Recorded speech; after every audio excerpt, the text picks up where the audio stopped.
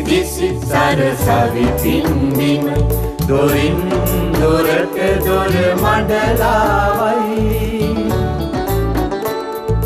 මාගේ මව්බිම ආයිබෝවන් දොරමඩලාව සංවාදාත්මක හරසරණේ යුතුයකම සහ වගකීම ඒක තමයි දොරමඩලාවේ මාතෘකාව මා කැමති මුලින්ම අපේ විද්වත් මණ්ඩලයේ හඳුන්වා දෙන්නට අපේ ආරාධනෙන් දොරමඩලාව සංවාදාත්මක හරසරණයට වැඩම කර සිටිනවා අපේ ප්‍රධාන සම්පත්ධාරී ස්වාමින් වහන්සේ නමක් ජ්‍යෙෂ්ඨ මහාචාර්ය ඉඳුරාගාරේ ධම්මරතන නායක ස්වාමින් වහන්සේ নমස්කාර පූර්වකව දොරමඩලාවට පිළිගන්නවා උන්වහන්සේ කැලණි විශ්වවිද්‍යාලයේ සංස්කෘත හා පෙරදිග ශාස්ත්‍ර අධ්‍යයන අංශයේ ජ්‍යෙෂ්ඨ මහාචාර්ය ස්වාමින් වහන්සේ නමක් හැටියට සේවය කරනවා ඒ වගේම අපේ ආරාධනෙන් අද දොරමඩලාව සංවාදාත්මක හරසරණයට සහභාගී වෙන අපේ තවත් ප්‍රධාන සම්පත්ධාරී ස්වාමින් වහන්සේ නමක් මහාචාර්ය පූජ්‍යපාද මැදගොඩ අබේතිස්ස නායක ස්වාමීන් වහන්සේ নমස්කාර පූර්වකව දොරමඩලාවට පිළිගන්නවා උන්වහන්සේ ජයවන්තපුර විශ්වවිද්‍යාලයේ පාලි හා බෞද්ධ අධ්‍යයන අංශයේ මහාචාර්ය ස්වාමීන් වහන්සේ නමක් හැටියට කටයුතු කරනවා ඒ වගේම පැපිලියාන සුනිත්‍රා දේවී මහපිරිවෙන් විහාරාධිපති ස්වාමීන් වහන්සේ හැටියටත් උන්වහන්සේ හඳුන්වා දෙන්න පුළුවන් ඒ වගේම අපේ ආරාධනෙන් අද දොරමඩලාවට සහභාගී වෙන අපේ තවත් ප්‍රධාන සම්පත්ධාරීක් මහාචාර්ය දයාරෝහණ අතුකෝරළ සූරින් ගෞරවනීය දොරමඩලාවට පිළිගන්නවා එතුමා කොළඹ විශ්වවිද්‍යාලයේ අධ්‍යාපන පීඨයේ හිටපු මහාචාර්යවරයෙක් හැටියට හඳුන්වා දෙන්න පුළුවන් අප කතා කරන්නේ යුතුයකම සහ වගකීම මේක බොහොම පුළුල් මාතෘකාවක් වචන දෙකයි නමුත් බොහොම පුළුල් මාතෘකාවක් අපි ටිකක් අහස දිහා හිතලා බලමු රාත්‍රී අහස වෙනයි දවල්ට පේන අහස වෙනයි අහස අපට කොයි තරම් දේවල් දෙනවද අපි ඉතින් අහස දිහා බලාගෙන මොනවද කියන්නේ සමහරට අහස දිහා බලාගෙන හූල්ලයි ඒක අහසට මොන හරි විස දුන් ටිකක් දාලා අහස සම්පූර්ණ විනාශ කරලා දායි මහ පොළොව දිහා හිතලා බලන්න මහ පොළොව කිසි දෙයක් බලාපොරොත්තු නොවි අපට කොයි තරම් දේවල් දෙනවද මොකද බලාපොරොත්තු වෙන්නේ නමුත් අපි මහ පොළොවට යුතුයකම් ඉටු කරනවා රට අපට කොයි තරම් දේවල් දෙනවද අපි රටට මොනවද කරන්නේ ඈ රටෙන් අපට නෙවෙයි අපෙන් රටට වෙන්න ඕනේ මොනවද කියලා අපි හිතනවා යුතුයකම සහ වගකීම මේක බොහොම පුළුල් මාතෘකාවක් මම අපේ ගෞරවනීය ස්වාමින් වහන්සේට ආරාධනා කර සිටිනවා ධර්මානුකූල විවරණයක් ලබා දෙන හැටියට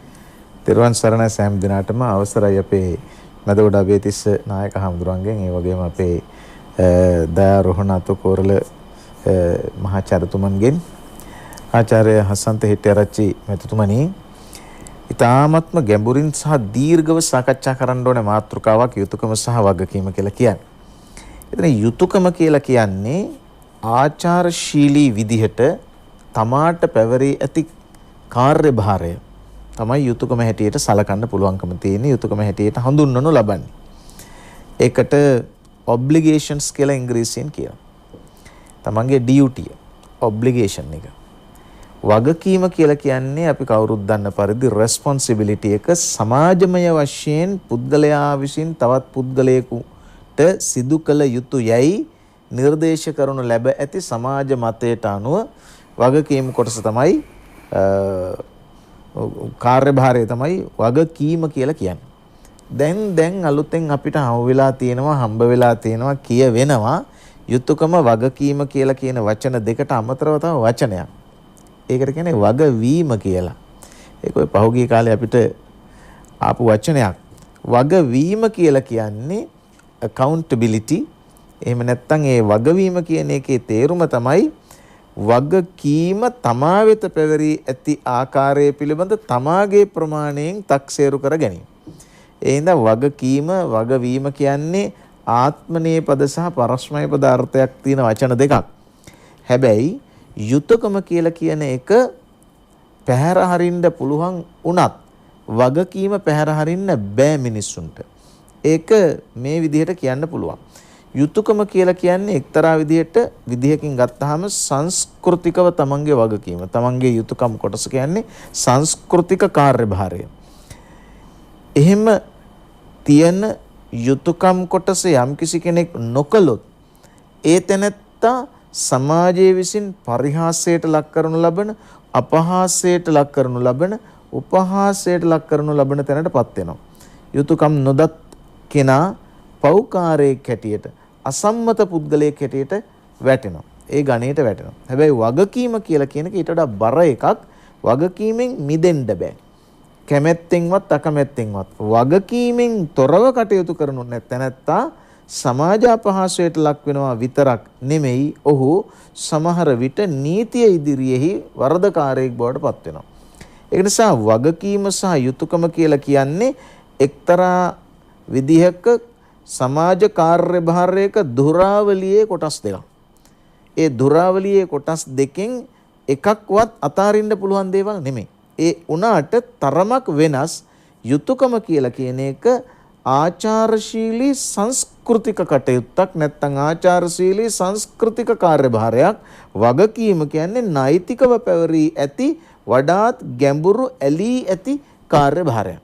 ඉතින් ඒකින්ද තමයි මිනිස්සුන්ට දරුවාගේ සිට ඊටාම කුඩා දරුවාගේ ඉඳලා ගහ කොළ සතා සීපාව දක්වා වගවීමෙන් බැඳිලා තියෙනවා.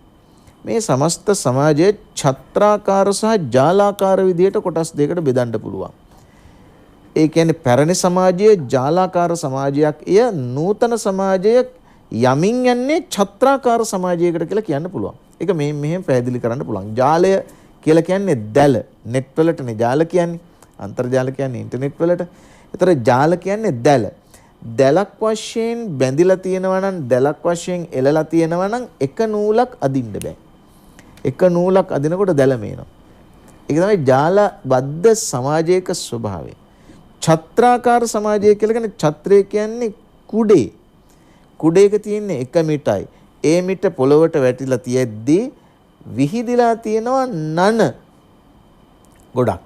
දැන් මේ නූතන 2020 සමාජය ජාලබද්ධ සමාජයකට වඩා ඡත්‍ර සමාජයකට සමීපයි. ඒකට හේතුව මහ පොළොවට බැඳිලා තියෙන්නේ කණුවක් හැටියට.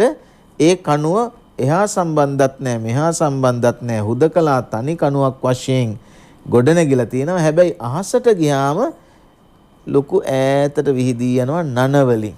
එතකොට සමහර වෙලාවට කාමරයක ඉන්න පුද්ගලයාගේ මිතුරා ඉන්න පුළුවන් නෝර්වේ වල, ස්වීඩන් වල, නෙදර්ලන්ඩ් වල, නවසීලන්තේ, ඇමරිකාවේ, ඕස්ට්‍රේලියාවේ ඉන්න පුළුවන්. හැබැයි අල්ලපුවට දන්නේ නැහැ. ඉස්සරහ ගෙදර කවුද කියන්න දන්නේ නැහැ. පිටිපස්සේ ගෙදර කවුද කියන්න දන්නේ නැහැ. කවුරුත් එක්ක කතා කරන්නේ ඔහු කරන්නේ chat, ඉන්ටර්නෙට් වලින්. ජාලබද්ධ සමාජය කියන්නේ එහෙම එකක් නෙවෙයි. දැලක් වශයෙන් බැඳිච්චාම එක නූලක් ගන්න බෑ. යුතුයකම් සහ වගකීම් නැත්තම් වගවීම් එකී ජාලබද්ධ සමාජයකදී තමයි වැඩියෙන් අර්ථ සම්පන්න වෙන්නේ. අපිට ඇත්ත වශයෙන්ම කිව්වොත් එහෙම දැන් අම්මලට තාත්තලට සමහර දරුවෝ සලකන්නේ ඉලෙක්ට්‍රොනික ටෙලර් මැෂින් වලින් මනි ට්‍රාන්ස්ෆර් කරලානේ. ඒක යුතුයකම නෙමෙයි. වගකීමක් නෙමෙයි. කිසියම් ආකාරයක වෙනත් අසංස්කෘතික ඉටු කිරීම ටිකක්. නමුත් මේ සිංහල සමාජය, මේ රටේ තිබුණු සමාජය එහෙම හුදකලා සමාජයක් නෙමෙයි, ඡත්‍රාකාර සමාජයක් නෙමෙයි, ජාලබද්ධ සමාජයක්. ඒක නිසා ලංකා සමාජය අද ගත්තත් එදා ගත්තත් යුතුයකම් වලින් ජාලබද්ධව තිබිච්ච, වගකීම් වලින් ජාලබද්ධව තිබිච්ච සමාජයක්. ඒක හින්දාම තමයි බුදු පියාණන් වහන්සේ අපේ මැදගොඩ හාමුදුරුවෝ ලස්සනට ඒවා විග්‍රහ කරයි. යුතුයකම් සහ වගකීම් පිළිබඳව සිංහාලක සූත්‍රයේදී හැම ගැඹුරු දේශනා කරලා සමස්ත සමාජය ආචාරශීලී සමාජයක් විය යුතුය. එකී ආචාරශීලී සමාජය යුතුයකම් සහ වගකීම් වලින් බැඳී සිටින සමාජයක්ය. නිවන පැලකල හැක්කේ එබඳු සමාජයකය. ඒ හින්දා නිවන නම් වූ උත්තරීතර ආස්ථානය ගේන්න ලස්සන වූ පසුබිම, මනස්කාන්ත පසුබිම යුතුයකම් හා වගකීම් වලින් පිරුණු සමාජයක පමණයි ගොඩනැගිය හැක්කේ කියන කාරණාව මත ඉඳගෙන තමයි බුදුහාමුදුරුවෝ ධර්ම දේශනා කරලා තියෙන්නේ. ඒක අපේ රටේ තිබිච්ච සැබෑ සමාජයයි. අපේ ගෞරවනීය ස්වාමීන් වහන්සේ පුළුල් දාර්ශනික සමාජ විද්‍යාත්මක පදනමක් සකස් කළා. අපේ වැඩසටහනට ඔබ වහන්සේට පින් දෙනවා. අපි ඔබ වහන්සේ වගකීම, වගවීම කියන වචන පාවිච්චි කළා. දැන් ওই වචනත් එක්ක පුරවැසියා, සිටිසන් කියලා අද ඉන්න මේ පුරවැසියා දක්වා පුරවැසියා ආපු ගමනකුත් තියෙනවානේ. ඊළඟට අපි සමාජයේ කතා කරනවා පාලකයා, පාලිතයා ආදී වශයෙන් කතා කරනවා. දැන් සිගාලෝවාද සූත්‍රය ගැන සඳහන් කරපු හින්දා දැන් අපි යුතුයකම් ඉටු කරනවා. යුතුයකම් ඉටු කළාම අපට නැවත ලැබෙන්නේ මොනවද? සමහරට හිනාවකින් සංග්‍රහ කරන්න පුළුවන්. සමහර විට තෑග්ගක් මොන හරි දෙන්නත් පුළුවන්. නැවත පෙරලා යුතුයකම් ඉටු කරන්නත් පුළුවන්. නැත්නම් මතක තියාගෙන ඉඳලා පස්සේ යුතුයකම් ඉටු කරන්න පුළුවන්. සමහර රටවල පාලිතයෝ පුරවැසියෝ පන්න එලව යුතුයකම් ඉටු කරන අවස්ථා තියෙනවා. ඒ කියන්නේ බලාපොරොත්තු යුතුයකම් ඉටු කරනවා කියපුවාම හොඳට නරකට දෙකටම වෙන්න පුළුවන්. දැන් මේ ළඟම උදාහරණයක් තියෙනවානේ. නිකන් මන්නම් දැක්ක එක නිකන් මේ මහ ජනතාව පාලිතයෝ පුරවැසියෝ නිකන් එලව යුතුයකම් ඉටු කළා වගේ අර ප්‍රතිඵල එනකොට ඒක විවිධ විදිහට විග්‍රහ කරන්න හැකියාව තියෙනවා. ඔබ වහන්සේ සමාජ විද්‍යාත්මක පදනමක් සකස් කළ හින්දා මා ඒ කාරණාව මතක් කළේ. යුතුයකම සහ වගකීම ගැන අප කතා කරන අපේ ගෞරවනීය ස්වාමීන් වහන්සේ. ගෞරවාස්පද අපේ ඉන්දිරාගාරයේ ධම්මරතන මහාචාර්ය ස්වාමීන්ද්‍රයන් වහන්සේගෙන් අවසරයි අපේ හිතවත් මහාචාර්යතුමනි, අපේ ආචාර්ය හසන්ත හෙට්ටිආරච්චි මෙතිතුමන් ඇතුළු අපේ නිෂ්පාදක කාර්ය මණ්ඩලයේ පින්නතුන් ඇතුළු පින්නතුනි, අද වැඩසටහනට සහභාගී වෙන ලංකාව විතරක් නෙමෙයි මුළු ලෝකේ පුරාම දොරමඩලාව බලනවා. ඒ දොරමඩලාවට සහභාගී වෙන සියලුම පින්නතුනි, අද අපි මේ වැඩසටහනට සහභාගී වෙන්නේ අපේ හසන්ත මහත්මයා සඳහන් කළා වගේම මහජනතාව බලවත් යුතුයකමක් ඉටු කරලා තමන්ගේ වගකීම පැත්තකින් තියලා ඒ වෙනුවට තව පිරිසකට ඒ වගකීම පවරලා දීප අවස්ථාවක මේක අපි මෙහෙම හැඳුන්වුවොත්, දැන් පහුගිය කාල වකවානුව පුරාවටම මේ රට වෙනුවෙන් අපි ඉන්දිරාගාරයේ හාමුදුරුවොත් එතන හිටියා, මමත් එතන හිටියා, තවත් අපේ ගොඩක් හාමුදුරුවෝ ගොඩක් රට ජාතිය පිළිබඳ කතා කරන විද්වතුන් බොහෝ දෙනෙක් හිටියා. ඒ හැම දෙයක්ම කියපු දෙයක් තමයි අපේ රට ගැන අපේ ජනතාවට හැඟීමක් නැහැ කියලා. ඒ හැඟීමක් නැති නිසා රට බේරාගත්තු මිනිස්සුන්ට අවලාද කරන්න, අපහාස කරන්න, ඒගොල්ලන්ව ජාත්‍යන්තර අධිකරණ වලට ගෙනියන්න, යුද්ධ විරුවන් නොඑක ආකාරයෙන් හෙලා දකින්න අවස්ථාව සලසලා දුන්නේ ජනතා අතින්මයි කියලා. ජනතාවගේ කතරෙමයි කියලා. හැබැයි ජනතාව ඒකට හොඳම වෙලාව අපේක්ෂාවෙන් බලාගෙන හිටියා. තමන්ට වැරදිච්ච තැන ඒක නිවැරදි කළා. නිවැරදි කිරීමෙන් ඔවුන් ලොකු යුතුයකමක් තමන්ගේ රට වෙනුවෙන් ඉටු කරලා තියෙනවා. හැබැයි යුතුයකම් ඉටු කරපු සමාජයක ඔවුන්ට වගකීම් වලින් සංග්‍රහ කරන්න ඕනේ. ඒ සංග්‍රහ කිරීමේ වගකීම දැන් ඉන්න පිරිසට තියෙනවා. කොටිම කියනවා නම් හසන්ත මහත්මයාගේ පැහැදිලි සිංහලෙන් ජනාධිපති, අගමැති, 3-2 බලය, මේ සියල්ලක් සහිත ජාති දේශ හිතයිෂී මිනිස්සු කියලා පිරිසක් රටේ පාලකයන් බවට පත් කරගෙන ජනතාවක් බලාගෙන ඉන්න අය අරගෙන දැන් අපිට ඒ වගකීම් ඔවුන්ගෙන් ඉටු වෙයි කියලා. ඒ නිසා රටක් හැටියට ගත්තාම ඉතාමත්ම හොඳ බලාපොරොත්තු තියාගන්න පුළුවන් කාලයක් ලැබිලා තියෙනවා. අපි මේක සියුරු මාරුවට යන්න ඕනේ. මොකද අපි බලාපොරොත්තු තියාගෙන හිටියට සතුරා හැම වෙලාවෙම උපක්‍රමශීලී. සතුරා යම් වෙලාවලදී තමන්ගේ අරමුණු සඳහා මේවා පාවිච්චි කරන්න පුළුවන්. ඒ නිසා ඒව ගැනත් අවධානයෙන් සිටිය යුතුයි. යුතුයකම් ඉටු කරපු හැමදෙනාම කියන එකත් මම මේ වෙලාවේ සිහිපත් කරමින් වැඩසටහනට ප්‍රවේශ වෙන්නම්. අපේ හඳුරෝ යුතුයකම සහ වගකීම කියන එක පිළිබඳව යම්කිසි නිර්වචනයක් කරන්න තියෙනවද? ඒ සියල්ල ඉවර කරලා තියෙනවා. ඒක නම් මුතුන් කියන්න දෙයක් හඳුරු ඉතුරු කරේ නැහැ. ඒ සියල්ලම ප්‍රකාශ කළා යුතුයකම සහ වගකීම කියන. දැන් ඒකේ තියෙන අනුශාංගික කාරණා තමයි අපිට කියන්න වෙලා තියෙන්නේ. හසන්ත මහත්තයා මේ පත්තකම්ම සූත්‍රය කියලා සූත්‍රයක් තියෙනවා අංගුත්තර නිකායේ. මේකෙදී මේකේ අටුවාවේ තියෙනවා පත්තකම්ම, යුත්තකම්ම, අනුච්චවිකකම්ම කියලා වචන තුනක්. සමාන පද. මොකද මට ඕන වුණා මේ යුතුයකම කියන එක බුදුහාමුදුරුවන්ගේ දේශනාව ඇතුළේ කොතරම්ද තියෙන්නේ කියලා බලන්න. මම ඒ නිසා ඔබතුමා යුතුයකම ගැන කතා කරනවා කිව්වම මම අටුවාවේ මේක පරීක්ෂා කළා. ඒකේ තියෙනවා යුත්තකම්ම කියලා. යුතුයකමට යුත්තකම් වලට සමානයි පත්තකම්ම, යුත්තකම්ම, අනුච්චවිකකම්ම. එතකොට පත්තකම්ම කියලා කියන්නේ ඒ මොහොතට සුදුසු දේ. යුත්තකම්ම කියන්නේ යුතු දෙන්නේ. යුතු දේ තමයි යුතුයකම කියලා කියන්නේ. යුතු ක්‍රියාව, කළ යුතු දේ. අනුච්චවිකකම්ම කියලා කියන්නේ ගැළපෙන දේ.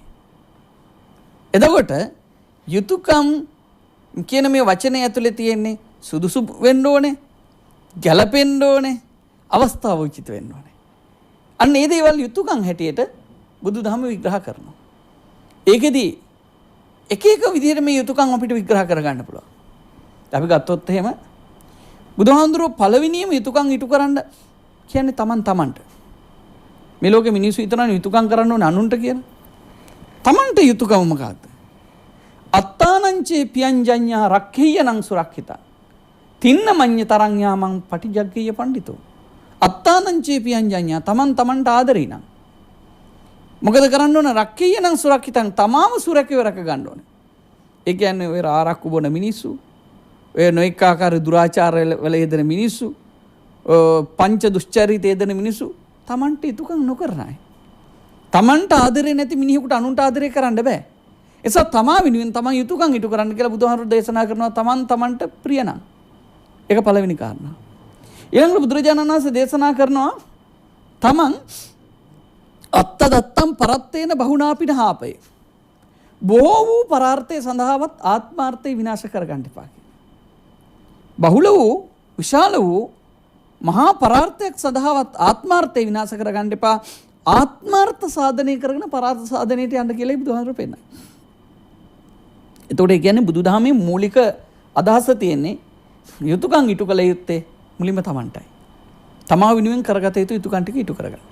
ඊට පස්සේ බුදුහාමුදුරු දේශනා කරනවා මේ යුතුයකම් කොහොමද Taman ඉටු කරගත්තු කෙනා සමාජයට යුතුයකමේ ආස්වාදේ ලබා දෙන්නේ, යුතුයකමේ ඒ ප්‍රතිඵලය ලබා දෙන්නේ. ඒකෙදි මේක විශාල අපේ හාමුදුරු සඳහන් කරන්නේ දැලක් කියලා. මේ ජාලබද්දයි. ජාලයක් වගේ එකට බැඳිලා තියෙනවා.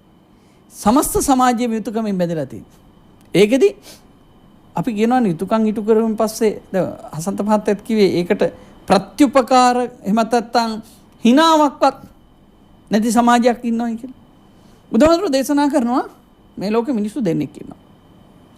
යෝච පුබ්බකාරී යෝච කතඤ්ඤු කතවේදී. පුබ්බකාරී කියලා කියන්නේ කලින් කරන කෙනා. කිසිවක් අපේක්ෂා නොකර තමන්ගෙන් විය යුතුයි කියලා හිතන දේ ලෝකෙට ඉටු කරන කෙනාට කියනවා පුබ්බකාරී පුද්ගලයා. ඒ පුබ්බකාරී පුද්ගලයාට තමන් පෙරලා එයා කරපු දෙයට ප්‍රතිපකාර කරන හෝ එයා වෙනුවෙන් අගය කරන කෙනා තමයි දෙවෙනි පුද්ගලයා කතඤ්ඤු කතවේදී කියලා කියන්නේ. හසන්ත මහත්තයා බුදුහාමුදුරුවෝ දේශනා කරනවා අයන් පඨමෝ පුද්ගලෝ මම චිත්තං ආරාදේති. මේ කලගුණ සලකන මිනිස්සු නෙමෙයි මම ඇත්තටම අගයන්නේ. කලගුණ සලකන්න යමක් කරලා තියෙන මිනිස්සු. මුල් කෙනා තමයි බුදුහාමුදුරුවෝ දේශනා කරන්නේ මා සිත් වඩාත් ගන්නා පුද්ගලයා කියලා. ඒ නිසා බුදුදහම කතා කරන්නේ කිසිවක් අපේක්ෂා නොකර යම් කිසි කෙනෙක් ලෝකයට යමක් කරනවද ඒ පුද්ගලයා තමන් වහන්සේගේ සිත් ගන්නා පුද්ගලයා කියලා. මේ සමාජය තුළේ ගොඩක් අපේ රණවිරු යුද්ධයේදී මියගිය රණවිරු දිහා හිතලා බලන්න. ඒ අය අපි අනුස්මරණය කරනවා හැම අවුරුද්දෙම ගලේ නම් කොටලා තියෙනවා. ඒ තරුණයෝ දන්නවද තමන්ට උනේ මොකද්ද? තමන්ට වෙන්නේ මොකද්ද කියලා කිසිවක් නැහැ. ඔවුන් තමයි පුබ්බකාරී කියලා කියන්නේ. අපි යුතුයකම් ඉටු කරන ඔවුන් වෙනුවෙන්. නමුත් ඒ වුණාට යුතුයකම් ඉටු කිරීම සඳහාවත් සමාජයේ යුතුයකමක් ඉටු කිරීමට අදාළ පසුබිම හදන්නේ කවුද? ඒ අදාළ පසුබිම හදන කෙනා තමයි බුදුහාමුදුරුවෝ දේශනා කරන්නේ වඩාත් ගරුත්වයට පාත්‍ර වෙච්ච විය යුතු කෙනා කියලා. ඊළඟට අපි ගත්තාම ඒ යුතුයකමේ සීමාවක් නැහැ. දැන් බුදුහාමුදුරන්ගේ දේශනාවට අනුව දෙමව්පියන් පිළිබඳ අපේ හාමුදුරුවෝ සඳහන් කරේ අර සිගාලෝවාද සූත්‍රයේ. ඒකේ තියෙන මුළු සමාජයේම කොටස් 6කට බෙදලා තියෙනවා. මම බැලුවා මේ කොටස් 6න් එහා කවුරු හරි අල්ලගන්න පුළුවන්ද කියලා හාමුදුරුවෝ මේ බුදුහාමුදුරුවෝ බෙදුවමනේ. දැන් සූත්‍ර දේශනාවක කවදාවත් ඒ තියෙන දෙකකින් පිට කෙනෙක් ආය අල්ලන්න බෑ. ඒකෙදි තියෙනවා මාතා පිතා දිසා පුබ්බා. අම්මා තාත්තා පූර්ව දිශාව. ආචාර්යා දක්ඛිනා දිශාව. ගුරුවරු දකුණු දිශාව. පුත්ත දාරා දිසා පච්චා. දරුවෝ භාර්යාව ඒගොල්ලෝ පැසළු දිශාව. මිත්තා මච්චාච උත්තරා. මිත්‍රා මාත්‍යෝ උතුරු දිශාව. දාස කම්ම කරා හෙට්ටා. දාස කම් කරුව යට දිශාව. උද්දන් සමන බ්‍රාහ්මණ සමන බ්‍රාහ්මණයෝ උඩ දිශාව. එතන මේ සදිසා. මේ සදිසා ගත්තෙන් පස්සේ මේ හැම දිශාවක්ම මේ මැද්දේ ඉන්න මිනිහා දිහා බලනවා. ඒ හැමතැනම තියෙන මැද්දේ ඉන්න කෙනාට ඒගොල්ලෝ මොකද කරන්නේ? අනුකම්පා කරනවා. වටේ ඉන්න අයට ඒ තමන්ගේ අනුකම්පාව වෙනුවෙන් ඔහු සත්කාර කරනවා.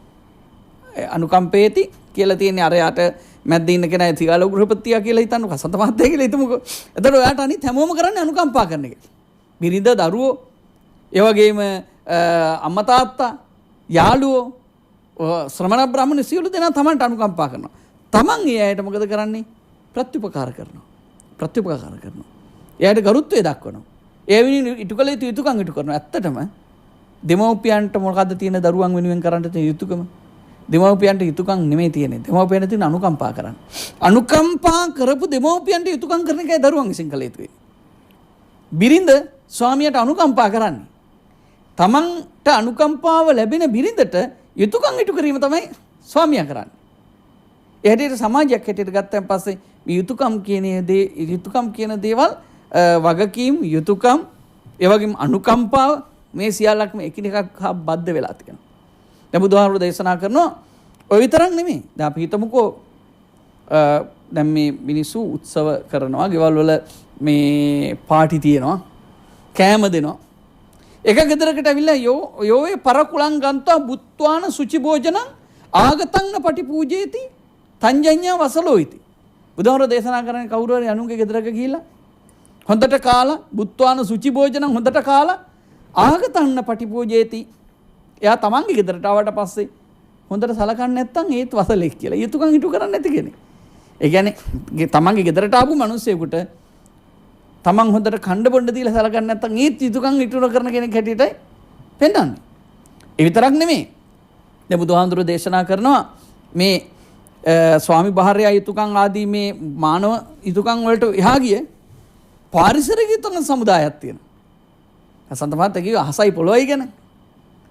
අහස අපිට දොස් කියන්නේ. අහසට ගින්දර පත්තු කරලා දුම යවලා අහස විස ආකාරයක් කළාට හැබැයි උනාට අහස නොකර අහස නොහිතන දේවල් අහසින් වෙනවනේ. ඊට පස්සේ අපිට විස වැහි වහිනවා. ඕසෝන් ස්තරේ පළදුනෙන් පස්සේ සූර්යාලෝකය අපි ඇඟට වැටිලා ඒ කියන්නේ අහසට හානි කරලා අපි අහස දුර්වල කරලා. අහස අපිට විරුද්ධ වෙලා නෙමෙයි. අපි අහස විනාශ කරලා. මහ පොළොවටත් එහෙමයි. දැන් අපි බොන වතුරවල දැන් නොඑක් දේවල් ආසනික් කියනවා. වග්ගඩු රෝග හැදෙනවා. කන කෑමත් එක්ක අපි වසවිස කනවා. මේ පෘථුවියටත් අහසටත් සතාසීපාවටත් යුතුයකම් ඉටු කරන්න බුදුහාමුදුරුවෝ ගන්නවා.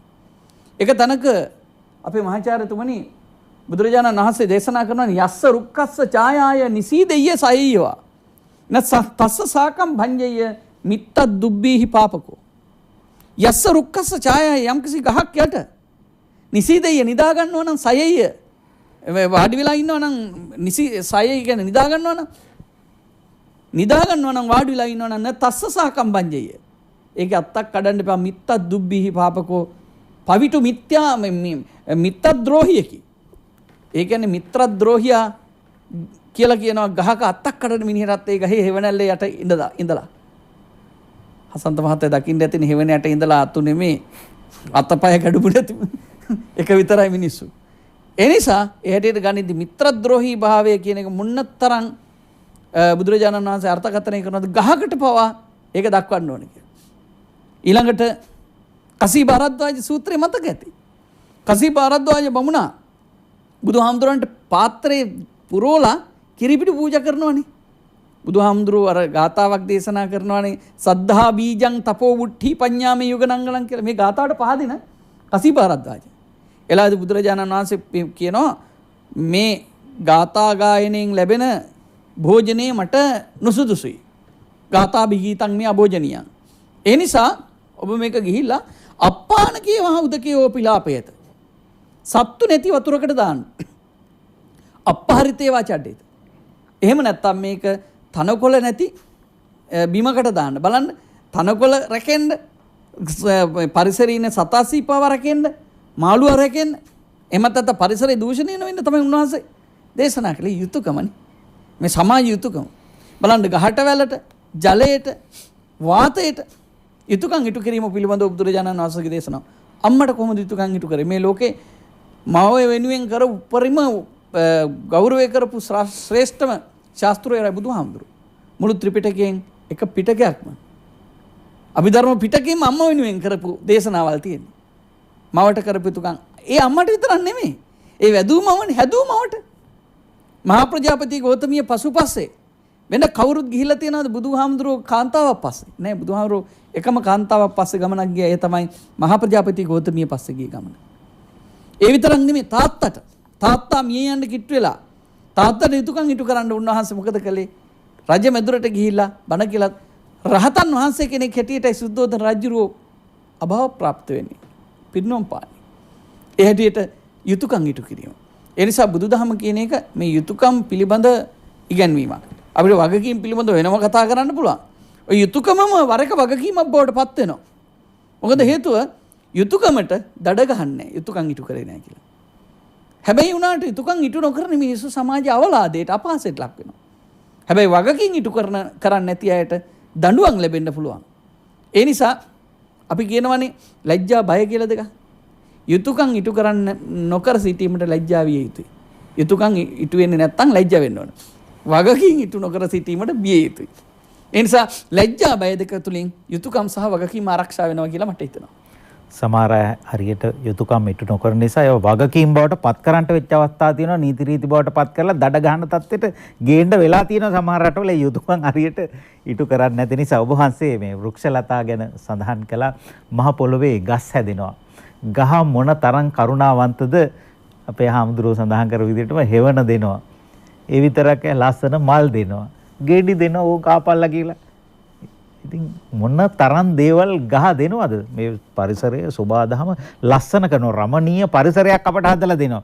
හැබැයි ඉතින් උදළු මිටක් කපා ගන්න එහෙම නැත්නම් මොකකට හරි පොරවක් හදා ගන්න මිටක් කපා ගන්නත් ගහ උදව් කරනවා. ඒ මිට ගහලා ඒ පොරෙම අර ගහ කපලා දානවා. ඉතින් බලන්නකො හරියටම යුතුයකම් ඉටු කරලා තියෙනවා නේද මහාචාර්යතුමා? ඔව් මම හිතනවා අපි අර හරි වැදගත් මාතෘකාවක් ගැන සාකච්ඡා කරන්නේ. ඒ වගේම මේ මාතෘකාව අපි හැමදෙනාටම පුජ්‍යල බද්ධව සම්බන්ධ වෙනවා. පුජ්‍යලික වශයෙන් උත් අපිට සම්බන්ධ වෙනවා, රටක් හැටියට අපිට සම්බන්ධ වෙනවා. ඒ නිසා අපි මේ ගැඹුරින් මේක සාකච්ඡා කරමින් පවතිනවා. හරි වැදගත්. මොකද මූලික දේ තමයි දැන් අපි පුජ්‍යලිකව දැන් මම කල්පනා කරන්න ඕන දෙයක් තමයි මගේ භූමිකාව මොකක්ද? මගේ යුතුයකම් මොනවද? එතකොට අපි හැමදෙනෙක්ම තනි තනිවත් කල්පනා කරනවා පුජ්‍යල යුතුයකම් මොනවද? සාමූහිකවත් කල්පනා කරන්න ඕන අපේ ජාතික යුතුයකම් මොනවද කියලා. එතකොට අපි හැම වෙලේම කියන දෙයක් තමයි මේ මම රට වෙනුවෙන් කළේ කුමක්ද? විසක් රට මා වෙනුවෙන් කළේ කුමක්ද කියන ප්‍රශ්නේ අහන්න එපා කියලා. එතකොට ඒක තුල තියෙනවා මේ සේරම අපි කරන්න ඕන දේවල්. දැන් හුඟක් අයට පුරුද්දක් කළා තියෙන්නේ මේ ආයතනේ මට කළේ කුමක්ද? මේ රට මට කළේ කුමක්ද? මේ අම්මලා තාත්තලා මට කරේ කුමක්ද? නිතරම අහන්නේ Tamanට කළේ කුමක්ද? හැබැයි අපි අනිත් පැත්තට යෝජනා කරොත් එහෙම අපේ යුතුයකම තමයි මම රට වෙනුවෙන් කළේ කුමක්ද? මම ආයතන වෙනුවෙන් කළේ කුමක්ද? මම අපේ දෙමව්පියන් වෙනුවෙන් කළේ කුමක්ද? අනේ එහෙම හිතන්න පටන් ගත්තොත් මම හිතනවා පුජ්‍යලික වශයෙන් අපේ ජීවිතයේදී අපි කරපු යුතුයකම් කවරේද කියන පිළිබඳව අවබෝධයක් ගන්න පුළුවන්. මූලික දේ තමයි අපි විසින් කළ යුත්තේ කුමක්ද කියලා කල්පනාව තීරණය කිරීම. අනිත් එක තමයි එහෙම යුතුයකම ඉටු කරලාට පස්සේ අපි ආපස්සට යමක් බලාපොරොත්තු වෙන්නත් හොඳ නැහැ. දැන් අර ඉමානුවෙල් කාන්ට් කියන දාර්ශනිකයා කරන යුතුයකම් සඳහා පමණයි කියන. දැන් යුතුයකම කරා ඉවරයි. අය ඒකෙන් අයිතිවාසිකමක් බලාපොරොත්තු වෙන්නේ නැහැ. දැන් සමහර අය හුඟක් වෙලාට ඒ වරද්ද ගන්න දේ තමයි මම මගේ භූමිකාව කරලා අනිත් අයත් ඒ භූමිකාව මට කරයි කියලා බලාපොරොත්තු වෙනවා. එහෙම කරේ නැත්තම් වෙන්නේ මොකද්ද? ඒ පුජ්‍යලයා සිත නරක කරගෙන තමන්ම පිරිවෙරපත් වෙනවා. ඒතර අපේ භූමිකාව තමයි දැන් මෙතෙන්ට ආව අපේ භූමිකාව තමයි අපේ යුතුයකම ඉෂ්ට කරන එක. දැන් ඒකට ආපස්තර ප්‍රතිඵලයක් ලැබෙනවද? ආපස්තර මේකට අපිට කිසි දෙයක් ලැබෙනවද කියලා හිතන්න ගියොත් එහෙම අපිට අර හදවතින්ම කරන්න තියෙන යුතුයකම කරන්න හැකියාවක් ලැබෙන්නේ නැහැ. ඒක මූලික දේ තමයි. දැන් අපි සමහරවිට අපි සාමාන්‍ය දිනදා ජීවිතේට ගත්තොත් එහෙම අපිට මේක අහන්න හම්බ වෙනවා. මම මගේ යුතුයකම් කරාට ඒගොල්ලෝ යුතුයකම් ඉටු කරන්නේ නැහැ නේ කියලා. නිතරම කියන දෙයක් තමයි. සමහරවිට අපි කියනවා අපි ඒ ගෙදර එහෙම ගියාට ඒගොල්ලෝ ආවේ නැත්නම් අපි ආය යන්නේ නැහැ. දැන් මේකේ අපි කරන්නේ අර අපි බලාපොරොත්තු වෙනවා අපි කරපු යුතුයකමෙන් තියෙන අර ගැඹීරත්වයේ වටිනාකම එන්නේ නැහැ. අර විදියට අපස්සට බලාපොරොත්තු වෙනවා. අපි අපේ භූමිකාව කරලා දැන් ඉතින් අපි ඉවරයි. ඒක අමතක කරලා දාන්න. හැබැයි එතකොට Tamanට තියෙන විශාල ආත්ම ශක්තියක් ආත්ම තෘප්තියක් මොකද මා කිසිම කළ යුතු කාර්යය කරලා තියෙනවා. ඒතර මූලික දේ තමයි ස්වార్థය කියන එක. ඒ කියන්නේ ඉස්සල්ලාම අපේ ස්වාමීන් වහන්සේ දේශනා කරා වගේ මූලික දේ තමයි මගේ දක්ෂතා මගේ හැකියාව වැඩි දියුණු කර ගැනීම තමයි මට කරන්න පුළුවන් ලොකුම යුතුයකම. මහාචාර්යතුමා මට අවසර දෙන්න පාලක මැදිරිය මගින් වෙලාව දක්වන්න ඕනයි කියනවා. අපි ඒකට අවස්ථාව දෙමු. හොඳයි අපේ මහාචාර්යතුමා. ඔව් දැන් අපි ගතට කතා කරන්න ආවේ දැන් අපි අපේ විසින් කළ යුතු යුතුයකම් මොකද්ද? මට කරගත යුතු යුතුයකම් මොකද්ද? අපේ ස්වාමීන් වහන්සේත් එක පැහැදිලිවම දේශනා කරා අපට කළ යුතු යුතුයකම තමයි මගේ දක්ෂතා හැකියාව වැඩි දියුණු කර ගැනීම. ඒතර හැම ළමයෙක්ම හිතන්න ඕන තමයි මට රට වෙනුවෙන්, ජාතිය වෙනුවෙන්, ලෝකෙ වෙනුවෙන් කරන්න පුළුවන් යුතුයකම තමයි පළමුව මම ශක්තිමත් වීම. දැන් මම ශක්තිමත් වෙන්නේ නැතුව අනිත්‍යයට උදව්වක් කරන්න විදිහක් නැහැ. අනිත්‍ය ශක්තිමත් කරන්න විදිහක් නැහැ. ඒක මූලික දේ තමයි හැම වෙලේම ඉස්සල්ලාම තමන්ට තමන් යුතුයකම ඉටු කරගන්න ඕන. යුතුයකම ඉටු කරගන්න කියන්නේ ඒක ආත්මාර්ථකාමී කියන වචනටත් වැඩිම හිතන ස්වార్థය කියන්නේ. ස්වార్థය කියන්නේ මා තුළ තිබෙන ශක්තිය මට අර්ථවත් විදිහට ක්‍රියාත්මක කර ගැනීම. ඒක ස්වార్థය ඉටු කරගත්තට පස්සේ අපිට පුළුවන්කම තියෙනවා පරාර්ථය සඳහා කටයුතු කරන්න. එතකොට අපේ යුතුයකම තමයි මම ශක්තිමත් වෙමින් අන් අය ශක්තිමත් කරන්නත් කටයුතු කිරීම. එතකොට තමයි අපි සැබෑ යුතුයකම ඉටු කරා වෙන්නේ. එතකොට මූලික දේ තමයි එතකොට අපි හැම වෙලේම හිතන්න ඕන දෙයක් තමයි මම හිතනවා අපි වර්තමාන කාලේ මේක ගැන වැඩියෙන් හිතන්නට ඕන. අපේ භූමිකාව මොකද්ද? අපේ යුතුයකම මොකද්ද? අපේ යුතුයකම තමයි මූලික වශයෙන් අපි එක එක්කෙනා තම තමන්ට බාරගත්තු කාර්යයන් සාර්ථකව ඉෂ්ට කිරීම. දැන් මගේ භූමිකාව ඉගන්නන එකනේ. ලියන එක සහ ගුරුවරයෙක් හැටියට වැඩ කරනවා. ඒතර මගේ භූමිකාව මට පුළුවන් තරම් හොඳින් කරපු තරමට ඒක එක පැත්තකින් මගේ දියුණුව සඳහා උදව් වෙනවා. එක පැත්තකින් අනිත් එක සමාජය සඳහා උදව් වෙනවා. එතකොට අපි එක එක්කෙනා මේව හිතුවොත් කාර්යාලයේ ඉන්න හැම කෙනෙක්ම හිතනවා මගේ මට කාර්යභාරයක් තියෙනවා. මට යුතුයකමක් තියෙනවා මේ වෙලාවේ වැඩ කරන්න. මේ වෙලාවේ හැම කල්ලිම වැඩ කරන්න යුතුයකමක් තියෙනවා. හුඟක් වෙලාවට මට මතකයි තම සරල උදාහරණයක් කිව්වොත් එහෙම මම කොළඹ ඉස්කෝලේ කාලයක් ඉගෙනුවා. ගන්නලා දවසක් ඉතින් මම ගිය අලුත ඉතින් මේ මම කැන්ටිමට ගියාම ගුරුවරු දෙන්නෙක් ඉන්නවා. දැන් මං ඉතින් නිකන් දවස් දෙක තුනක් ගිහින් එතරම් ඉන්නවා. ඉතින් මම නිකන් ඇහුවා උගන්වන්නේ එහෙම නැද්ද කියලා. අපේ ආණ්ඩුවක් වෙනකම් උගන්වන්නේ නැහැ. ඉතින් ආපු මොඩ කවුරකට නිකන් හිටියා. ඊට පස්සේ ඉතින් මම ඔතන ඉඳලා මට එතන විශ්වවිද්‍යාලයේ තනතුරු හම්බෙලා ගියා. ඉතින් විශ්වවිද්‍යාලේ ආපහු ගුරුවරු ටිකක් අරගෙන මට ආපහු ඒ ඉස්කෝලේට මං ආවා මේ පුහුණුව දෙන්න මගේ භූමිකාව ගුරු පුහුණුවනේ. ඉතින් මං දන්න තැන හින්දා එතෙන්ට ආවා. දැන් අර ගුරුවරුන්ට ටික කියලා දීලා ඒගොල්ලෝ අරලා ආයෙත් කැන්ටිමට ගියා. ආයෙත් අර දෙන්න අතනින්. මං ආව මේ දැන්වත් උගන්නන්නේ නෑ. දැන් අපේ ආණ්ඩුවට දැන් උගන්නන්නේ. ඉස්සෙල්ලා අපේ ආණ්ඩුව වෙනකම් උගන්නන්නේ නෑ. දැන් අපේ ආණ්ඩුවේ හින්දා උගන්නන්නේ. දැන් හිතාගත්ත හැටි මේගොල්ලෝ භූමිකාව. හැබැයි මේගොල්ලෝ දෙන්න පස්සේ විශ්‍රාම ගියා. කවුරුත් දන්නේ නෑ ඒගොල්ලෝ විශ්‍රාම ගිය බව. ළමයි ගණන් ගත්තෙත් නෑ, ගුරු ගණන් ගත්තෙත් නෑ. දැන් එක්කෙනෙක් නම් මිය කියලා එක්කෙනෙක් ළඟදි මට හම්බුණා. දැන් තමයි කම්පා වෙන්නේ තරුණ කාලේ කරපු කිසි දෙයක් නෑ කියලා. එතකොට තමන්ගේ යුතුයකම ඉෂ්ට කරලානේ අන්තිම කාලේ සතුටු වෙන්න ඕනේ. දැන් මෙයා කරේ තමන්ගේ යුතුයකම ඉෂ්ට නොකර දැන් කම්පා වෙනවා. අපි හුඟක් දෙනකොට වෙන්නේ ඒක තමයි. අපි මේ යන මොහොතේ කම්පා වෙනවා අපි අපේ භූමිකාව හරියට කරලා නැහැ. ඒක මූලික දේ තමයි අපි තනි තනිව හිතන්න ඕනේ. කවුරුවත් අගය කරන හින්දාවත් කවුරුවත් බලන හින්දාවත් කවුරුවත් මට වටිනාකමක් දෙන හින්දාත් නෙවෙයි මට තියෙන යුතුයකමක් මගේ දක්ෂතා වැඩි දියුණු කර ගැනීම සහ ඒ දක්ෂතා පාවිච්චි කරලා අන් අයගේ දක්ෂතා වැඩි දියුණු කරන්න කටයුතු කිරීම. අනේ එතකොට තමයි මගේ යුතුයකම සහ වගකීම දෙකම එකට සම්බන්ධ වෙන්නේ. මගේ වගකීමක් තමයි ඒ අය වෙනුවෙන් කටයුතු කිරීම. අපි ඊළඟට සාකච්ඡා කරමු ඊළඟ කොටසට. අපි මීට සති කීපයකට පෙර දොරමඩලාවේ කතා කළා නායකත්වය ගැන.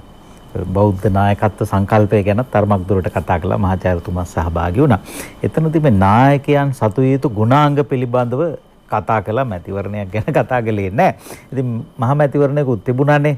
ඉතින් දොරමඩලාවේ කියපුවා සැලකුවද නැද්ද කොහොමද දන්නේ. මහා ජනතාව තමන්ගේ මනාපාදිය පළ කරලා නායක පරිෂදයක් පත් කරගෙන තියෙනවා. එතකොට ඒ නායක පරිෂදයට දෙවුර මත තියලා තියෙන වගකීමක්. ඒ වගකීම ඉටු කරනවාද කියලා මහ ජනතාවත් ඉතින් ආයේ යුතුයකම පළ කරලා තිනවා පොලියත් එක්කම පළ කරලා තියෙනවා. ඊට පස්සේ හැබැයි බරපතල වගකීමක්. අතිගරු ජනාධිපතිතුමා පහුගියදා කියපු ප්‍රකාශයක් කාගෙත් අවධානයට ලක් වුණා. ඔය මහජන නියෝජිත මම රට පුරා ගියාම මිනිස්සු ඇවිල්ලා මට ප්‍රශ්න කියනවා. ඉතින් මේ මහජන නියෝජිතයෝ හරියට වගකීම් අරවම ඉටු කළා නම් ඉතින් මට මේ ජනාධිපතිවරයාට කියන්න නැහැ කියලා වගේ අදහසක් පළ වුණේ. එතන කියවෙන ලොකු කතාවක් තියෙනවා. මම එයින් අදහස් කළේ ඔය පත්වෙච්ච නායක කාර්කාදීන්ට ලොකු වගකීමක් පැවරිලා තියෙනවා. දැන් හෙට අනිද්දාට ඒ වගකීම් පැවරෙනවා. බලන්න මහ ජනතාව තියලා තියෙන බලාපොරොත්තුව, මහ ජනතාවගේ ප්‍රාර්ථනාව. ඉතින් එතන වගකීමක් තමයි දීලා තියෙන්නේ. අපි යුතුයකම හා වගකීම ගැනයි කතා කරන්නේ. අපේ ගෞරවනීය ස්වාමීන් වහන්සේ මට අවසන් පාලක මැදිරියට යන පාලක මැදිරිය මගින් නිකුත් කරන පරිණත කිපයක්.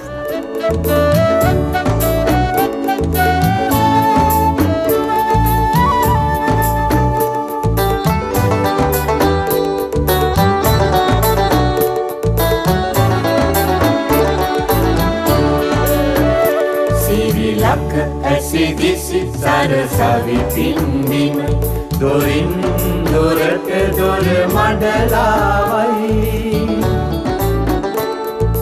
මාගේ මව්බිම. යුතුයකම් හා වගකීම් ගැනයි අප කතා කරන්නේ. යුතුයකම් සහ අයිතිවාසිකම් කියලාත් අපිට කතා කරන්න පුළුවන්. ඒක වෙනම මාතෘකාවක්. මේ යුතුයකම් සහ වගකීම් ගැන අප කතා කරමින් අපිට ඇමතුමක් තියෙනවා. අයිබෝන් අපේ විශේෂඥ වෛද්‍යතුමා නන්ද විජේරත්න මහත්මයා කතා. ඔව්. අයිබෝන්. අපි දකින දෙයක් තමයි ඔය යුතුයකම් සහ වගකීම් එක්කම යන දෙයක් තමයි හෘද සාක්ෂිය. අපි දන්නවා Tamanට හෘද සාක්ෂියට එකඟව කරන්නේ නැති දේවල් බොහෝ අය වගකීම් හතරිනවා වගකීම් ඉටු කරන්නේ නැහැ. යුතුයකම් ඉටු කරන්නේ නැහැ හෘද සාක්ෂියට එකඟ නැතුව. හෘද සාක්ෂියට එකඟ නම් ඔය කියන කරුණ හරියට ක්‍රියාත්මක කරන්න පුළුවන්. අපි දන්නවා දරුවෙක් බිහි වුණාම දරුවා තමන්ගේ දෙමව්පියන්ට යුතුයකම් ඉටු කරන කුඩා කාලේ හිතෙන්නෙත් නැහැ කරන්න වෙන්නෙත් නැහැ. දරුවෙක් බලන්නේ තමන් ගැනම තමයි. අම්මේ කිසි දෙන්න කෑ ගහනවා අඬනවා කියලා. වැඩිමල් වෙනකොට රැකියාව යනකොට ඒ දරුවෝ දැනගන්න ඕන තමන්ගෙන් කෙරෙන්න ඕන යුතුයකම් මොනවද? එතෙන්දි හෘද සාක්ෂිය අවංකව කියක් තමයි හෘද සාක්ෂියට එකඟව වැඩ කිරීම. නමුත් ඒකට එකඟව වැඩ නොකිරීම නිසා ලෙඩ රෝග පවා හැදෙනවා. අපි දන්නවා මිනිහෙක්ගේ ජීවිත කාලය තුල රෝග හැදෙන්නේ එක්ක මිය යන්නේ තේරම බැලුවාම අතීතයේ වෛද්‍යවරු අතින් හිතුවාම එයා තමන්ගේ ශරීරයට කරන්න ඕනේ යුතුයකම් ටික කළා නැහැ. නිදා ගන්න වෙලාවෙ නිදාගෙන නැහැ. කෑම එතකොට ශරීරයට අප්‍රිය දේවල් අකමැති දේවල් අනුන් කරන නිසා කළා තියෙනවා. ඒ හෘද සාක්ෂියට එකක නැතුව බොනලා ඉන්නවා. අපි මේ පොඩ්ඩක් මේ යාළුවෙක් එක්ක තමයි සිටින හෘද සාක්ෂියෙන් කියනවා එපයි කියලා. ඒ හින්දා මිනිසුන්ට ජනතාවට තියෙන ඕන හයියක් පිටට හෘද සාක්ෂියට එකක වැඩ කිරීම විශේෂයෙන් පාලක පන්තියටත් වගකීම දෙනවා. අපි දැන් කිව්වා අපේ ගරු ස්වාමීන් වහන්සේලා අපි දන්න අය අපේ වැඩ කොටස වෛද්‍යවරු සේරම කරනවා. නමුත් ලබා ගන්න අය තමන්ගෙන් ඕන වගකීම ඉටු කරන්නේ නැහැ. අපි කියන වෛද්‍යවරු ප්‍රතිකාර කරනවා. රෝගීන්ට කියනවා කියලා රෝගීන් තමන්ගේ යුතුයකම් කොටස කරන්නේ. අන්තිමට වැරදිකාරයා වෙන්නේ වෛද්‍යවරයා. ඒ හින්දා පාලක පන්තියෝ විදුහල්පතියෝ නායකත්වයේ පිළිබඳ අපි ඉතරේ ඇව්වා. නායකව දන්නේ අපි නායකෝ කියලා. අපි කියනවා නායකත්වයේ දෙන්න ඕන පන්තිවල උගන්වනවා නායකත්වයේ අපේ අතෝරල මහත්තයත් හරියට කියනවා. නමුත් නායකයා දන්නේ නැහැ නායකත්වයේ කරගෙන යන්නේ කොහොමද කියලා. ඒ හින්දා විශාල පාඩුවක් තමයි රටකට, ජාතියකට, ජනතාවට භාෂාව කියමු අපි නිර්වාහකාරී හමුදුව දන්නවා. තමන්ගේ ජාතික භාෂාව සිංහල ගැන තමන්ගේ යුතුයකම් ඉටු කරන්නේ නැහැ. පොඩ්ඩක් මිස්සුන ගමන් එහෙම කතා කරනවා. අපිට හරි අරගලයක් කරන්න වෙලා තියෙනවා. අපි නිර්වාණ හඳුනගන්න ශ්‍රේෂ්ඨාධිකරණයේ තමන්ගේ යුතුයකම් කොටස කරන්න තමන් දන්න සිංහල අයට සිංහලෙන් කියන්නේ නැහැ. ඒ හින්දා අපි ඉල්ලා සිටිනවා ජනතාවගෙන් සහ පාලකයන්ගෙන් තමන්ගේ ඉතලා තමන්ගේ යුතුයකම් ඉටු කරන්න ජනතාව ඉටු කරයි. හොඳයි. තමන් දැනගන්නවා ශරීරයට තමන්ගේ යුතුයකම් කොටස ඉටු කරන්න. එතකොට ලෙඩ වෙන්නේ නැහැ. හොඳයි. බොහොම ස්තුතියි විශේෂඥ වෛද්‍ය නන්ද විජේරත්න මහත්මයා. තවත් ඇමතුමක් තියෙනවා. අයිබෝන්. මම තිස්ස සෙනවිරත්න. ඔබේ හඬ අපට පැහැදිලිව ඇහෙන්නේ නැහැ. මම තිස්ස සෙනවිරත්න. හොඳයි. සන්තෝෂමන්නේ ගෞරවනීය ස්වාමීන් වහන්සේ ඊටම උබනාවෙන් කියන්නේ බොහෝ සෙයින් මානව හිතවාදීව තම ශිල්පීයතා දැනුම ඉදිරිපත් කිරීමට පූර්ණ කාලීනව වෙහෙසිච්ච යම් නිලධාරීන් පිරිසක් රටේ ඉන්නවා. ඒකම මේ බුදුදහමේ කියවෙන මේ පරිත්‍යාගශීලීත්වය සහ කෘතඥතාවය තුල දෝලණය වෙන මාතෘකාවක් අද මේ තෝරගෙන තියෙන්නේ. මම මේ කියන්න හදන්නේ පසුගිය දීර්ඝ වකවානුව තුල ක්‍රියාත්මක වෙච්ච අධ්‍යාපන ක්‍රමවේදය හා ඒකෙන් ඉපදිච්ච නිලධාරිවාදී ක්‍රමවේදය තුල නිලධාරිවාදී ප්‍රචණ්ඩත්වය ක්‍රියාත්මක වුණා. ඒ අය තුල අර ඡන්ද දෝෂ බය මෝහ ක්‍රියාත්මක වුණා. පරිපාලනමය මාෆියාවක් ක්‍රියාත්මක වුණා.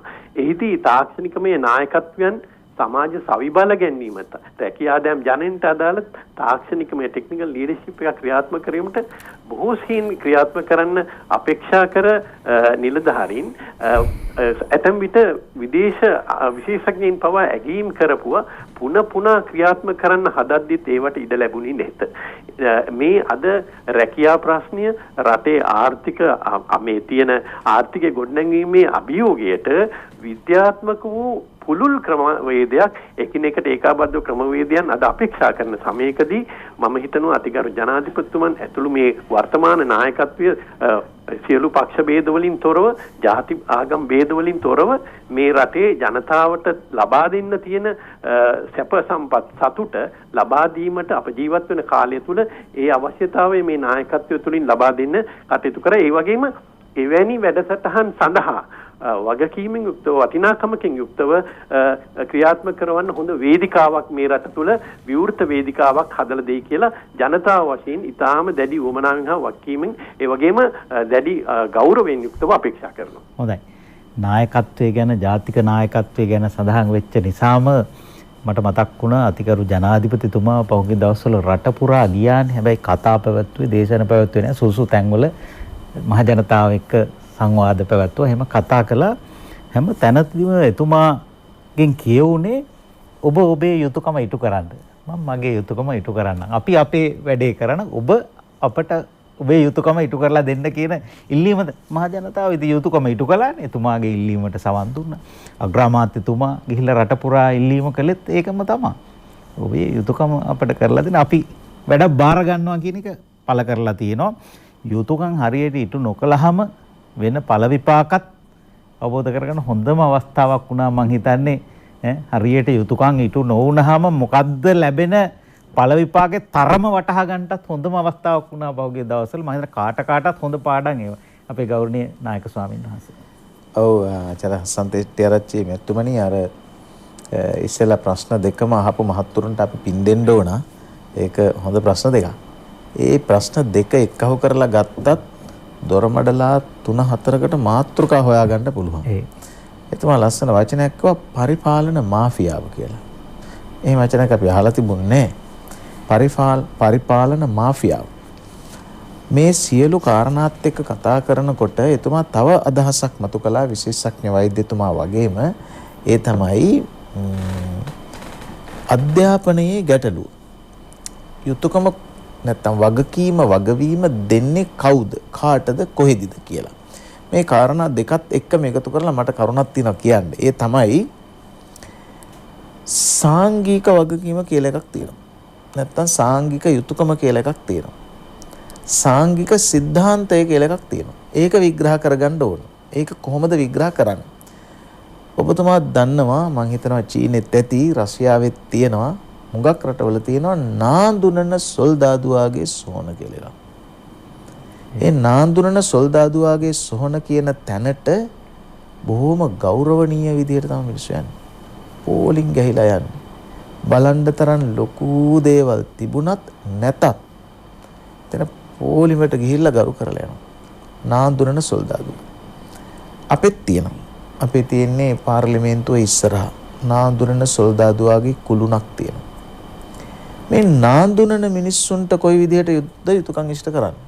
මේ කතාව කරමින් එන්නේ අම්මට තාත්තට යුතුයකම් ඉෂ්ට කරන එක වගකීම් ඉෂ්ට කරන එක වගේ මේ දෘශ්‍යමාන පුද්ගල සාධකවලට එකිනෙකා හා ආබද්ධ වෙන ක්‍රියා ප්‍රතික්‍රියා ආදි වශයෙන් වෙන ප්‍රතිචාර දැක්වීම හැටියට තමයි මේ යුතුයකම් සහ වගකීම් ගැන අපි මේ කතා කරමින් ඉන්නේ.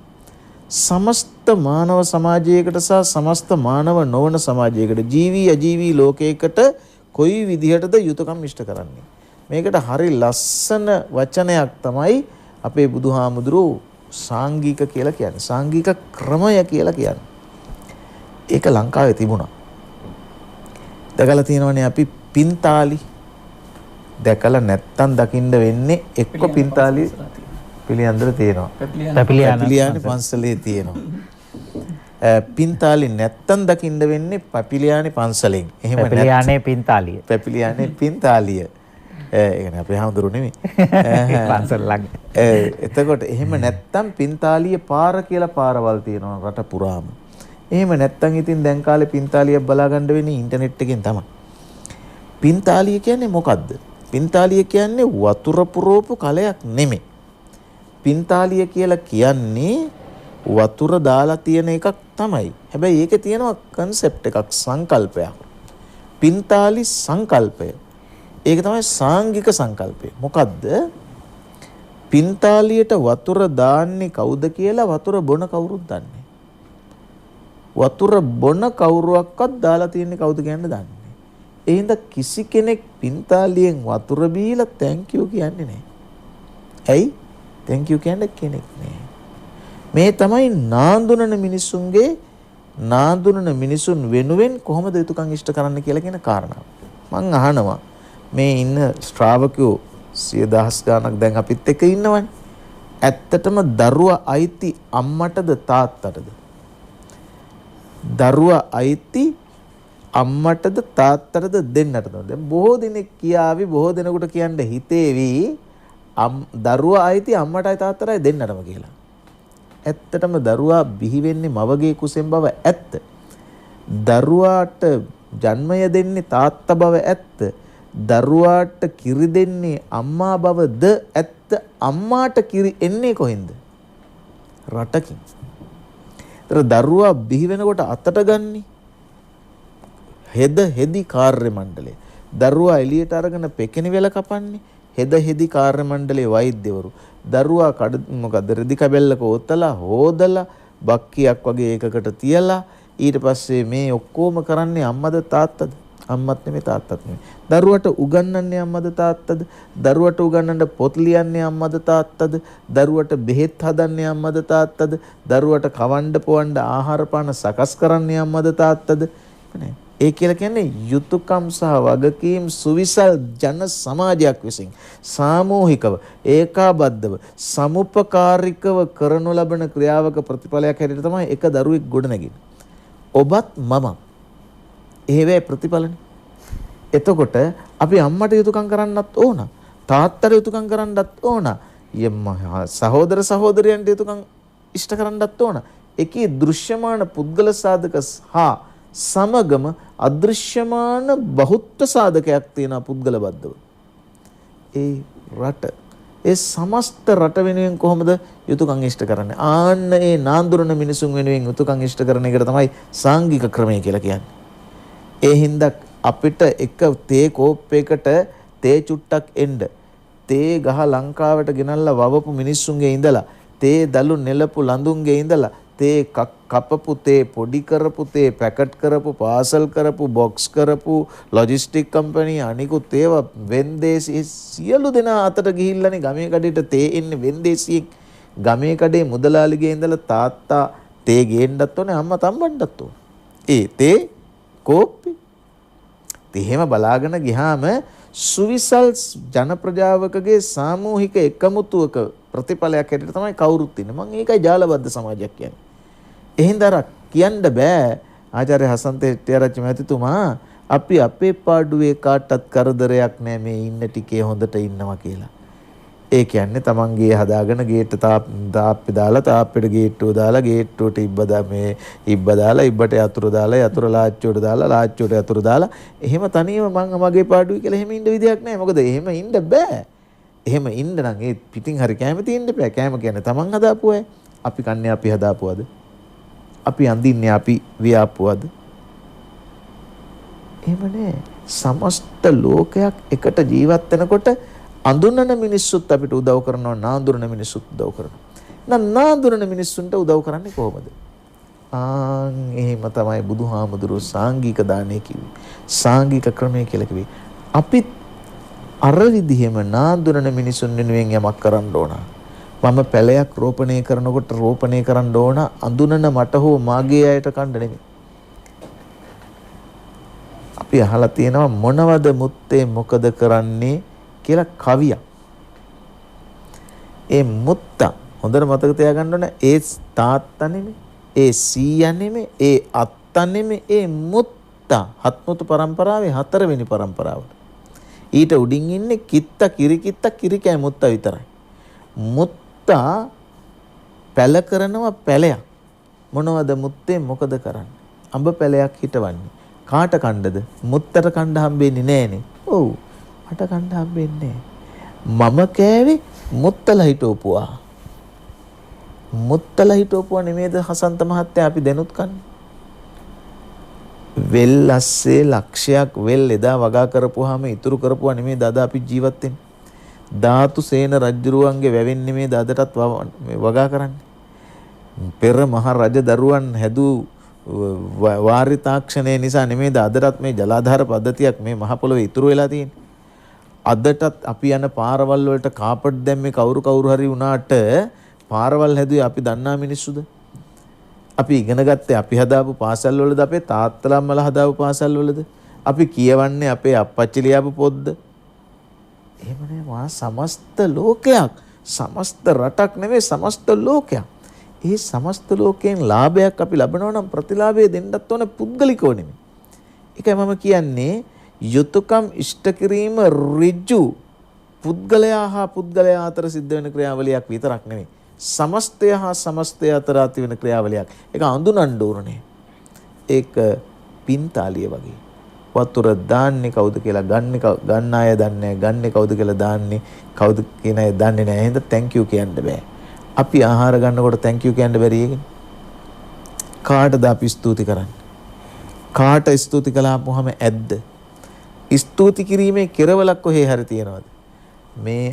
මේ අහන කතා බහ කියන්නේ. මේ අහන කතා බහෙන් යම් කිසි කෙනෙක් දැනුමක් හෝ වින්දනයක් හෝ ලබනවා. ඒ ලබන වින්දනයේට කී දෙනෙක් දායක වෙනවද? ගෙදර තියෙන ටීවී එක සහ විදුලිය දායක වෙනවා තමයි. ගෙදර අයත් දායක වෙනවා තමයි. කී දෙනෙක් දායක වෙනවද? ඔබතුමා අපි ස්වාමීන් වහන්සේලා දෙනම අපේ සර් මෙතන අපි ඉස්සරහා ඉන්නවා 7-8 දෙනෙක් අපිට රියදුරු කී දෙනෙක් මේ සියලු දෙනා දායක වෙමින් එකක් කරන්නේ. ඒ හින්දා පේන දෘශ්‍යමාන පුද්ගල සාධක වගේම අදෘශ්‍යමාන පුද්ගල සාධකත් තියෙනවා. ඔබතුමා මේ සාකච්ඡාව පටන් ගත්තේ අහස පොළව ගැන කියලා. අහසේ දායකත්වයට අල්ලගු තියන්න පුළුවන්. පොළවේ දායකත්වයේ ස්තුති කරලා නිමා කරන්න පුළුවන්. ඒ හින්දා තමයි මදගොඩ හාමුදුරුවෝ කියයි. ඒ හින්දා තමයි වතුර ගලන ජලයකට හරි අපවිත්‍ර කරන්න එපා කියලා ගහන්න එපා කියලා බුදු පියාණන් වහන්සේ දේශනා කරන්නේ. මහ පොළොවට අපරාධයක් කරන්න එපා කියලා. ගහකොළ සතාසී ජීවී අජීවී සමස්ත ලෝකයට හිතානුකම්පී වෙන්න කියලා බුදු පියාණන් වහන්සේ දේශනා කරන්නේ මේ සමස්ත ලෝකයෙන් අපිට ලැබිලා තියෙනවා යමක්. ඒ ලැබිච්ච දේ ලැබිච්ච විදිහටම අපිට ආපහු දෙන්න උනා. ගහ පරෝපකාරාය පලන්ති වෘක්ෂා කියලා ශ්ලෝකයක් තියෙනවා. පරෝපකාරාය දුහන්ති ගාවා පරෝපකාරාය වහන්ති නද්‍යah පරෝපකාරාර්ථ මිදම් ශරීරම් කියලා. ගහේ ගෙඩි ගහ කන්නේ. ගහේ ගෙඩි කවුද කන්නේ? ගහ නොවන අය. ගඟේ ජලය කවුද බොන්නේ? ගඟ නොවන අය. එතකොට එළදෙනගේ කිරි කාටද? එළදෙන නොවන අයට. එහෙම තමයි ලෝක ස්වභාවය. ඒ හින්දා උදේ හිට රැ වෙනකන් වෙහෙසිලා පාඩම් කරලා අපි කුඩා කාලේ පාඩම් කළානේ. පාඩම් කරන්න කොච්චරනම් පොත් සංඛ්‍යාවක් තියෙන්නේ නැද්ද? ඒ අපේ හැදින්න. අපි මේ කියවනවනේ. අපි මේ කියන එකෙන් කී දෙනෙකුට යම් කිසි දෙයක් දෙනවද? ඒක නිසා මියුචුවල් කියන්නේ අන්‍යෝන්‍ය උපකාරක වන සමාජයක් මේක. ඒක නිසා හුදකලා පැවැත්මක් නැහැ. ඒකී හුදකලා නොවන ජාලබද්ධ සමාජයක ඔවුනොවුන් කෙරෙහි හිතානුකම්පී වෙන එකට තමයි මෛත්‍රී පූර්වක භාවය කියන්නේ. මෙත්සිත කියන්නේ කිසිවෙකුට වෛර නොකෙරෙත්වා සියලු දෙනාගේම සැපකමැත්තෝ වෙත්වා කියලා. යුතුයකමේ සහ වගවීමේ සමාජමය සහ ආගමික ආධ්‍යාත්මික ප්‍රකාශනය ඒක නිසා නාඳුනනා මිනිසුන් වෙනුවෙන් යුතුයකම් ඉෂ්ට කිරීම ගැන නව මාතෘකාවක්සේ හිතලා කටයුතු කළ යුතුව තියෙනවා.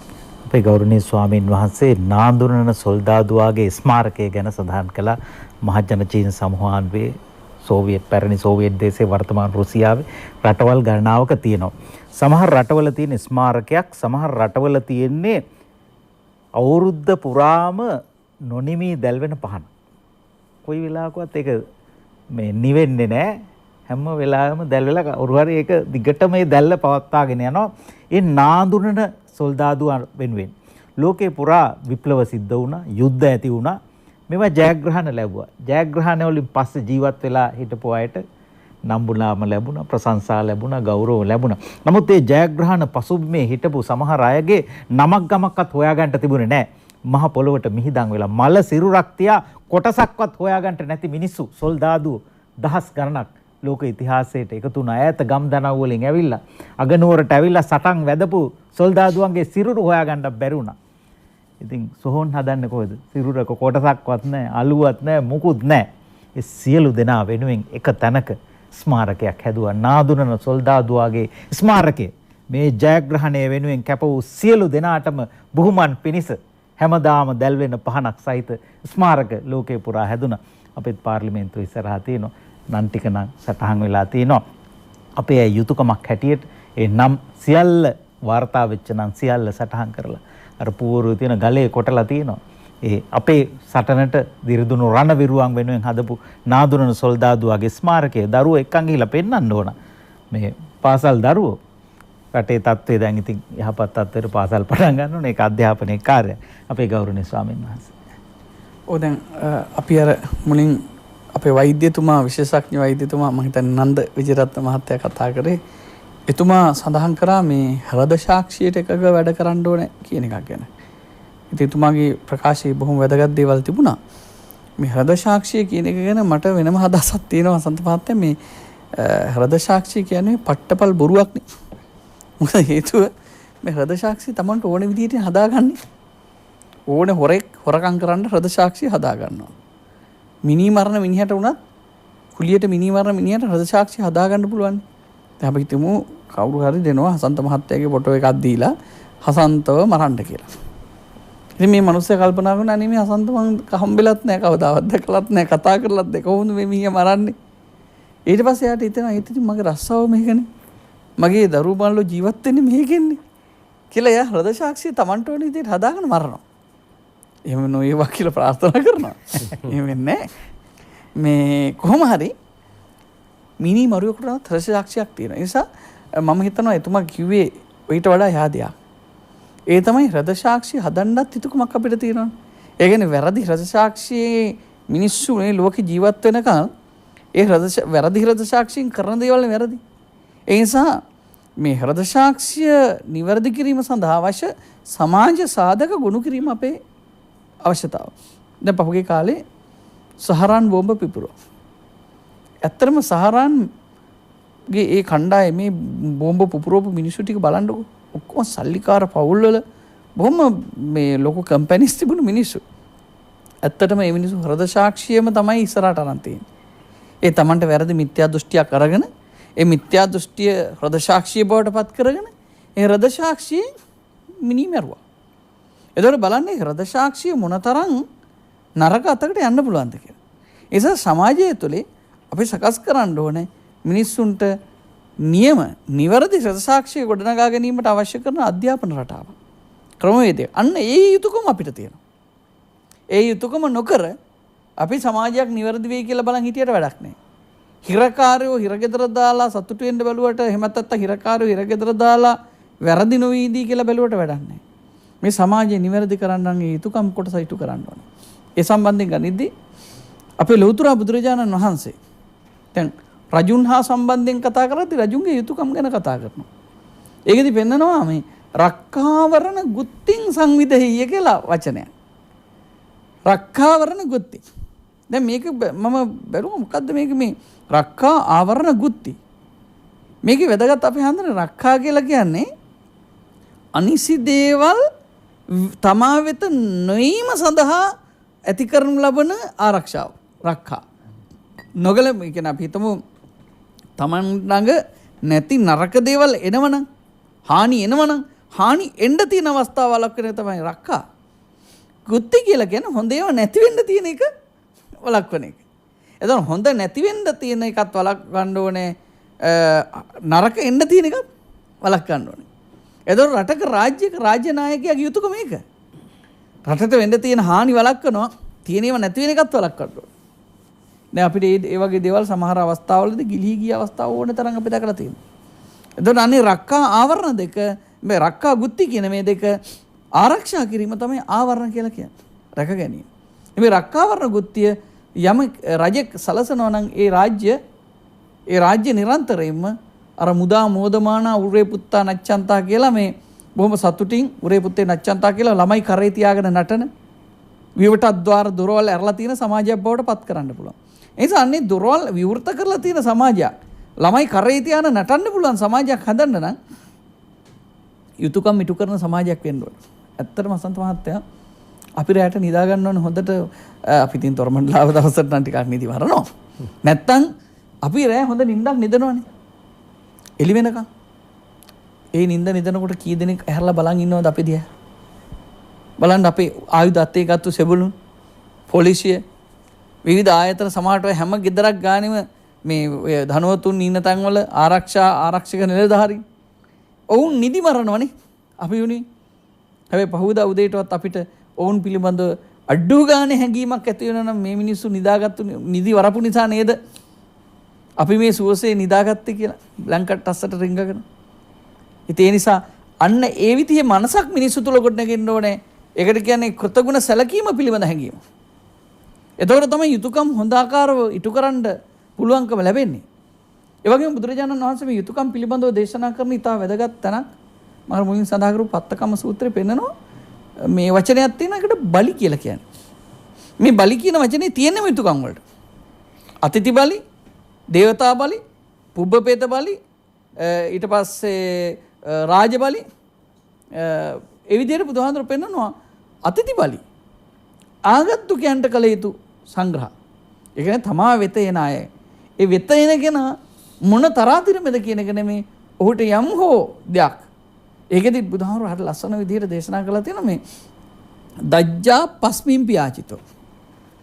ඉල්ලන කෙනෙකුට ටිකකින් හරි දෙන්න කියලා කියනවා. මේ අපේ හන්දර මේක මමත් පහුගිය කාලේ දිගටම කිව්වා මේ ඉල්ලන කෙනෙකුට ටිකක් හරි දෙන්න කියලා. ඒත් පස්සේ මම මේ විභක්තිය පිළිවෙන් පස්සේ අපස්මින් පිනේ. ඒ කියන්නේ ටිකෙන් හරි දෙන්න කියලා කියන්නේ. ඉල්ලන කෙනෙකුට ටිකක්වත් දෙන්න කියලා නෙමෙයි කියන්නේ. ඉල්ලන කෙනෙකුට ටිකෙන් හරි දෙන්න කියලා කියන්නේ. ඒ කියන්නේ අපි ළඟ තියෙන ටික නම් ටිකෙන් හරි ටිකක් දෙන්න කියලා කියන්නේ. එතකොට ඉල්ලන කෙනෙකුට ටිකක්වත් දෙන්න නෙමෙයි ටික ඒක ආගන්තුකෙක් කළ යුතු දෙයක්. ඒ විතරක් නෙමෙයි අපි අර සංස්කෘත ශ්ලෝකයක් තියෙනවනේ අතිතිර යත්‍ර භග්නාශෝ ගෘහාත් ප්‍රතිනිවර්තතේ තස්මයි දුෂ්කෘතං දත්වා පුණ්‍යමාදාය ගච්ඡති. ආගන්තුකෙක් ඇවිල්ලා යම බලාපොරොත්තුෙන් ඇවිල්ලා බලාපොරොත්තු ඉටු කරගන්න බැරුව ආපහු යනවනම් තස්මයි දුෂ්කෘතං දත්වා අපිට පව් දීලා පින් අරන් යනවලු. ඒ කියන්නේ යුතුයකම් ඉටු නොකර සිටීම ඇතුලේ ඉබේම පව් කරගන්නත් පුළුවන්. ඒ කියන්නේ ආගන්තුකෙක් බලාපොරොත්තු සහිතව කෙනෙක් આવොත් එයාට ඒක ඉටු කරලා දෙන්නවා අතිථි බලය. ඥාති බලය කියලා කියන්නේ නෑයන් වෙනුවෙන් කළ යුතු යුතුයකම්. මරණෙදි, මංගල්‍යයේදී තමන් වෙනුවෙන් යුතුයකම් තමන් ඔවුන් වෙනුවෙන් කළ යුතු යුතුයකම් ඉටු කරන්න ඕනේ. හැබැයි කොරෝනා නිසා හරි පහුගිය කාලේ හසන්ත මහත්තයා මේ මගුල් ගෙවල් බොහොම සීමා සහිත පිරිසකට සීමා වුණා. මම හිතන්නේ මේක රජයක් හැටියට අපි කියනවා නම් හොඳයි. මම හිතනවා මේ ආණ්ඩුවම නීතියක් දානවා නම් හොඳයි. මේ කොරෝනා පිට හරි දාලා අවුරුද්දක් දෙකක් යනකම් මේ මිනිස්සුන්ගේ මගුල් ගෙවල් 100කට සීමා කරන්න කියලා. මගුල් ගෙවල් කියන්නේනකොට මතක් කියන්න එනවා කියලා දැනගත්තාමත් ඇඟ හිරියටම මිනිස්සුන්ගේ. විය පහදන් වැඩි අනවශ්‍ය නාස්තිය. ඒ හැටියට ගනිද්දි මගුල් ගෙදර කරන අයටත් අමාරුයි. ඒකට යන අයටත් අමාරුයි.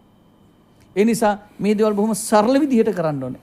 මේ සමාජයේ බොහොම අනවශ්‍ය විදිහට සංකීර්ණ වෙලා වාණිජත්වයට යොමු වෙලා. ඒ වාණිජත්වයේ විසින් තමයි මේ ඔක්කොම හදලා දීලා තියෙන්නේ.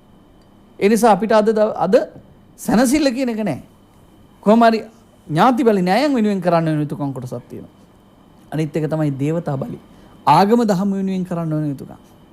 දැන් මේකෙදි ආගම දහම වෙනුවෙන් කළ යුතු යුතුයකම් ගැන කතා කරද්දී එක සූත්‍රයක් තියෙනවා බුදුරජාණන් වහන්සේගෙන් අහනවා මේක සරියුත් හාමුදුරුවෝ අහන්නේ.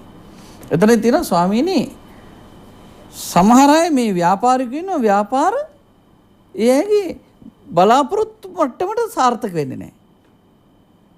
සම්පූර්ණයෙන් විනාශ වෙලා යනවා. සමහර අයගේ සම්පූර්ණයෙන් විනාශ වෙන්නේ නැහැ. නමුත් අපේක්ෂා මට්ටමට නැහැ. සමහර අයගේ අපේක්ෂා මට්ටමේ විතරක් සාර්ථකත්වය තියෙන සමහර අය හිතුවටත් වඩා සාර්ථක වෙනවා. මොකද්ද මේකට හේතුව කියලා?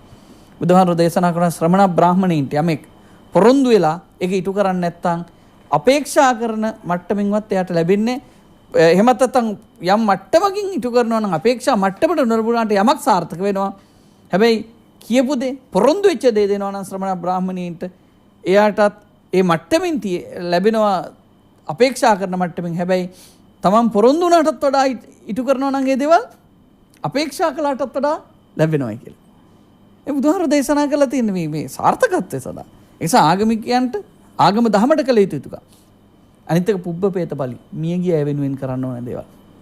ඕනම කෙනෙක් තමන්ගේ මියගිය අය වෙනුවෙන් මේ ලෝකේ කවුරුවත් වැඩ දැන් මගේ අම්මා වෙනුවෙන් මගේ අයියලා මල්ලිලා කරයි. වෙන කවුරුත් මේ ලෝකේ ඒ වෙනුවෙන් කරන්න කෙනෙක් නෑ. අප්පච්චි කරයි. මේ වෙනුවෙන් ඒ වෙනුවෙන් පින්කම් කරන්න කෙනෙක් නෑ. ඒ නිසා තමන් වෙනුවෙන් මියගිය අයට කළ යුතු යුතුකම්. ඒකට කියන පුබ්බපේත බලි. ඒ වගේම තමයි දේවතා බලි, පුබ්බපේත බලි, රාජ බලි. රාජ බලි කියලා කියන්නේ තමන්ගේ උපන් රටට ජාතියට ඉටු කරන්න ඕන දේවල්. ඒක ඉතාම වැදගත් දෙයක්. දැන් රාජ බලිය මිනිස්සු ඉටු කරලා තියෙනවා. ඒ විතරක් නෙමෙයි අයබදු ගෙවන එක. ඒක රාජ බලියට අයිති දෙයක්. ඒ වගේම තමයි තමන්ගේ අපි තුමු දැන් පහුගිය කාලේ මම එක තැනකදී දැක්කා මේ අපේ මහාචාර්යතුමේ එතුමා කතාවක් කරන ගමන් තවත් ආචාර්ය මණ්ඩලයේ පිරිසකට මේ කියනවා ඔයගොල්ලන්ට ඉංග්‍රීසි කතා කරන්න පුළුවන් වෙන්න ඕනේ නගර සභාවේ ටැප් එක හරියා වගේ කියලා. දැන් මෙතුමාම කියන්නේ උදාහරණයක් මොකද්ද සර්? නගර සභාවේ ටැප් එක හරියා වගේ ඉංග්‍රීසි කතා කරන්න පුළුවන් වෙන්න ඕන කියලා. දැන් මට මේක තේරුනේ දැන් නගර සභාවේ ටැප් එක හරියන් වහන්නේ නැහැ කියන එක මේකෙන් කියන්නේ. ඒ කියන්නේ සමාජ යුතුයකමක් නැහැනේ. අර කිව්වේ එහෙම නෙමෙයි නගර සභාවේ ටැප් එකේ හෝස් ගාලා වතුර එනවනේ. ඒකයි මේ කියන්නේ. නමුත් ඒ වුණාට ඒක තව අදහසක් තියෙනව නේද? නගර සභාවේ ටැප් එක හරියම කවුරුත් වහන්නේ නැහැ කියලා. ඒ කියන්නේ ඒ තරමටයි අපේ සමාජයේ යුතුයකම් පිළිබඳ ඒ කියන්නේ සමාජ වගකීම් පිළිබඳව තියෙන්නේ. අපේ හාමුදුරුවෝගේ සාංගිකත්වය අගත අනගත චතුසිස්ස සගස දිනේ අපේ ගල් ගුහාවක මේ අහවලාට දුන්නයි කියලා නෙමෙයි තියෙන්නේ. ආවා වූත් නොආවා වූත් චතුද්දිසාවෙන් වඩින සංඝයාටයි මේක පූජා කරන්නේ. ඉතින් බලන්න මොන තරම් සමාජය තුළ ලොකු පුළුල් මිනිස්සුද හිටියේ කියලා. ඒ නිසා ඒ සමාජය තුළ මහා හදවතක් තිබිච්ච දැවැන්ත හදවතක් තිබිච්ච මිනිස්සු දැන් කුද්දක මිනිස්සු බවට පත් වෙලා තියෙනවා. ඒ නිසා යුතුයකම් ඉටු කරන මිනිස්සුගේ හදවත් හරි ලොකුයි. අයං නිජ පරෝ වේති ගණනා ලඝු චේතසා උදාර පුරුෂානාන්තු වසුදෛව කුටුම්බකම් කියලා තියෙන අයං නිජ මේක අපේ එකේ පරෝ මේක අනුන්ගේ එකේ. ඒ නිසා අපේ ටික විතරක් රැකගත්තාම ඇති අනුන්ගේ එක ඕන දෙයක් කියලා බස් එකේ සීට් එක කුරුටු ගන්න මිනිහා. ඒගොල්ලෝ උදාර මිනිස්සු නෙමෙයි. අයං නිජ පරෝ වේති ලඝු චේතසා ලඝු චේතසා කියලා කියන්නේ බොහොම පටු මිනිස්සුන්ගේ ස්වරූපය තමයි මේක අපේ මේක අනුන්ගේ කියලා බෙදන එක. උදාර පුරුෂානාන්තු වසුදෛව කුටුම්බකම් උදාර මිනිසුන්ට උසස් මිනිසුන්ට මේ මුළු ලෝකෙම මුළු ලෝකේ ඉන්න හැමදෙනාම තමන්ගේ ගෙදර අය වගේ කියලා තියෙන සම්පූර්ණත් ඒ නිසා යුතුයකම් ඉටු කරනකොට වගකීම් ඉටු කරනකොට ලෝකයක් එක්ක ඒකට කියන්නේ විශ්වාන්තර සංකල්පය කියලා. ඔය විශ්වාන්තර කියන වචනය සංස්කෘතයට අපි හන්නේ විශ්වාන්තරනේ. විශ්වාන්තරගත වෙන්න ඕනේ. ඒ මිනිස්සු විශ්වාන්තරයි. ඒ කියන්නේ යුනිවර්සල් මෑන් කෙනෙක්. බෝධිසත්වයන් වහන්සේ විශ්වාන්තර චරිතයෙන් ඉවර වෙන්නේ. ඊට පස්සේ බුද්ධත්වයේනේ විශ්වාන්තරයි. ඒ කියන්නේ යුනිවර්සල් කියන එක. යන්නේ යුනිවර්සල් මිනිහෙක් වුණාට පස්සේ ඒ මිනිස්සයා මුළු ලෝකෙටම කළ යුතු යුතුකම් ඉටු කරනවා. අපේ ගෞරවනීය ස්වාමින් වහන්සේලා දෙනමම මහ පොළව අපට දෙන දේවල් ගැන සඳහන් කළා. මහ පොළොවට අපි කොයිතරම් ණය ගැතිද කියන කාරණාව මතු කළා. මේ ණය ගෙවා ගන්න අපට බෑ. කොටින්ම කියනවා නම් මිය පරලෝ ගිහිල්ලා මහ පොළොවට පස් වෙලාවත් මේ ණය ගෙවා ගන්න අඩුවනේ පස් පිටක් වෙනවනේ. එතකොට හරි පොඩි ණයක් වගේ ගෙවෙනවා. ඒත් ණය ගෙවලා ඉවර කරන. ඒ තරම් මහ පොළොව අපට කොයි තරම් දේවල් දීලා තියෙනවද? ඒ තරම් ණය ගැති මේ මහ පොළොව. දැන් මහ පොළොවට වඳින එක නොසුසු දෙයක්ද? මහ පොළොවට වඳින එක මොනතරම් යුතුයද? මහ පොළොවට වඳින්න අපි දරුවන්ට කියලා දීලා මොන වැඩද කියලා කෙනෙක් කියන්නේ. නමුත් ඔබ දන්නවද ලෝක ඉතිහාසයේම ඉතා දුර්ලභ ගණේ සිදුවීමක් මේ කියන කාරණාව සමහරුන්ට අමතක වෙන්නත් පුළුවන් මේවා. රාජ්‍ය නායකයෙක් ගුවන් යානයෙන් බැහැලා ඇවිල්ලා ගුවන් තොටුපළේ මහ පොළොවට වැන්දා. මාතෘභූමි වන්දනා. අපේ හැමදෙරෝනේ අවසරයි මට ඒක මතක් කරන්න. ඒ රූපරාමු පෙළ මම රූපවාහිනියෙන් දැකලා මාතින් ගීතයක් ලියවුණ ආචාර්ය නන්දා මාලිනිය ගායන මාතෘභූමි වන්දනා කියන ගීය පද රචනය මගේනේ. ඒ සිදුවීම මහින්ද රාජපක්ෂ ජනාධිපතිතුමා ගුවන් යානයෙන් බැහැලා මහ පොළොවට වඳින වෙලාවේ ඇතිවෙච්ච හැඟීම. මේ රටේ ඉන්න දරුවෝ ඒක බලාගෙන හිටියනම් මේ මාතෘභූමියට පුදුමාකාරයේ හැඟීමක් ඇති වෙනවා. මේක මොන තරම් ආදරයක් ඇති වෙන අවස්ථාවක් ලෝක ඉතිහාසයේ එහෙම සිදුවීමක් කිසිම මාධ්‍යයක් වාර්තා කරලා නැහැ. ඒක තමයි මෑත ඉතිහාසයේ මම හොඳට හොයලා තියෙනවා. එහෙම දෙයක් වාර්තා වුණේ නැහැ. මව් බිමට වඳින එක මාතෘභූමි වන්දනා. අපිට අමතුමක් තියෙනවා. ආයිබෝවන් මේ අතොත් මාත්‍යාගේ මේ මේ දොරමල්ලාවේ මේ විද්වත් මණ්ඩලයේ අපේ ගෞරවනීය ස්වාමීන් වහන්සේලා ඇතුළු විද්වත් මණ්ඩලයෙන් අවසරයි මේ අරත මාත්‍යයේ දැන් අදහස අනුව මගේ අදහස වෙනස් වෙනවා. මොකද මේ අරත මාත්‍ය කිව්වාගේ අර පොළොවට වන්දනා කිරීම ඉතා උතුම් ගුණයක් කියලා තමයි මම දකින්නේ. මොකද මේ පොළොව සම්පූර්ණයෙන් විසකලා තියෙන ස්වාමීන් වහන්සේ. මොකද පොළොවේ ඉන්න මව්කිරි වලත් අද විස තියෙන්නේ. ඊළඟට අහස සම්පූර්ණයෙන්ම පෙට්‍රෝලියම් වලින් මේ කාබන් ඩයොක්සයිඩ් වගේ කාබන් මොනොක්සයිඩ් විස වලින් පිරිච්චි එකක් තියෙන. ඉතින් අපි ජනතාව වශයෙන් මේ තෙල් මිල අඩු කරන කියලා කෑ ගැසීම කොච්චර අපරාධයක්ද කියලා මට හිතෙනවා. ගෞරවනීය ස්වාමීන් වහන්සේ. ඊළඟට මහ පොළොවට මේ පොහොර අපි ඉල්ලලා ඊළඟට තෙල් ඉල්ලලා අපි ඉල්ලන්නේ කොච්චර අපේ තියෙන දීනකමක්ද කියලා හිතන ගෞරවනීය ස්වාමීන් වහන්සේ. ඉතින් අනිත් එක තමයි අපි මේ දුප්පත් ජනතාව වශයෙන් අපිට සරණක් අවශ්‍ය තමයි මේ රජේ. නමුත් අපි මේ සමෘද්ධි ඊළඟට ජනසවිය වගේ දේවල්ට යදින ගතියක් ඇතිවීම අපි වහාම නැති කරන්න අපේ නායකයන්ට වැඩි අපේ යුතුයකම් මොනවාද? අපි කොච්චර යුතුයකම් ප්‍රමාණයක් මේ අපි කරන්න තියෙනවද? අපි උදේ පාන්දර 5ට හරි අපේ 6ට නැගලා 6 වෙනකන් අපි වැඩ කළ යුතු නේද කියන එක අපි අවධානය කළ යුතු නේද කියන එකයි මගේ අදහස. හොඳයි. බොහොම ස්තුතියි. වැඩ කරලා යුතුයකම් ඉටු කිරීම අපිට කතා කරන්න තියෙන කාරණාවක්. මහාචාර්යතුමා කතා කරන්න කලින් මට අවසර දෙන්න පාලක මැදිරිය මගින් නිකුත් කරන පණිවිඩ කීපයක් සඳහා.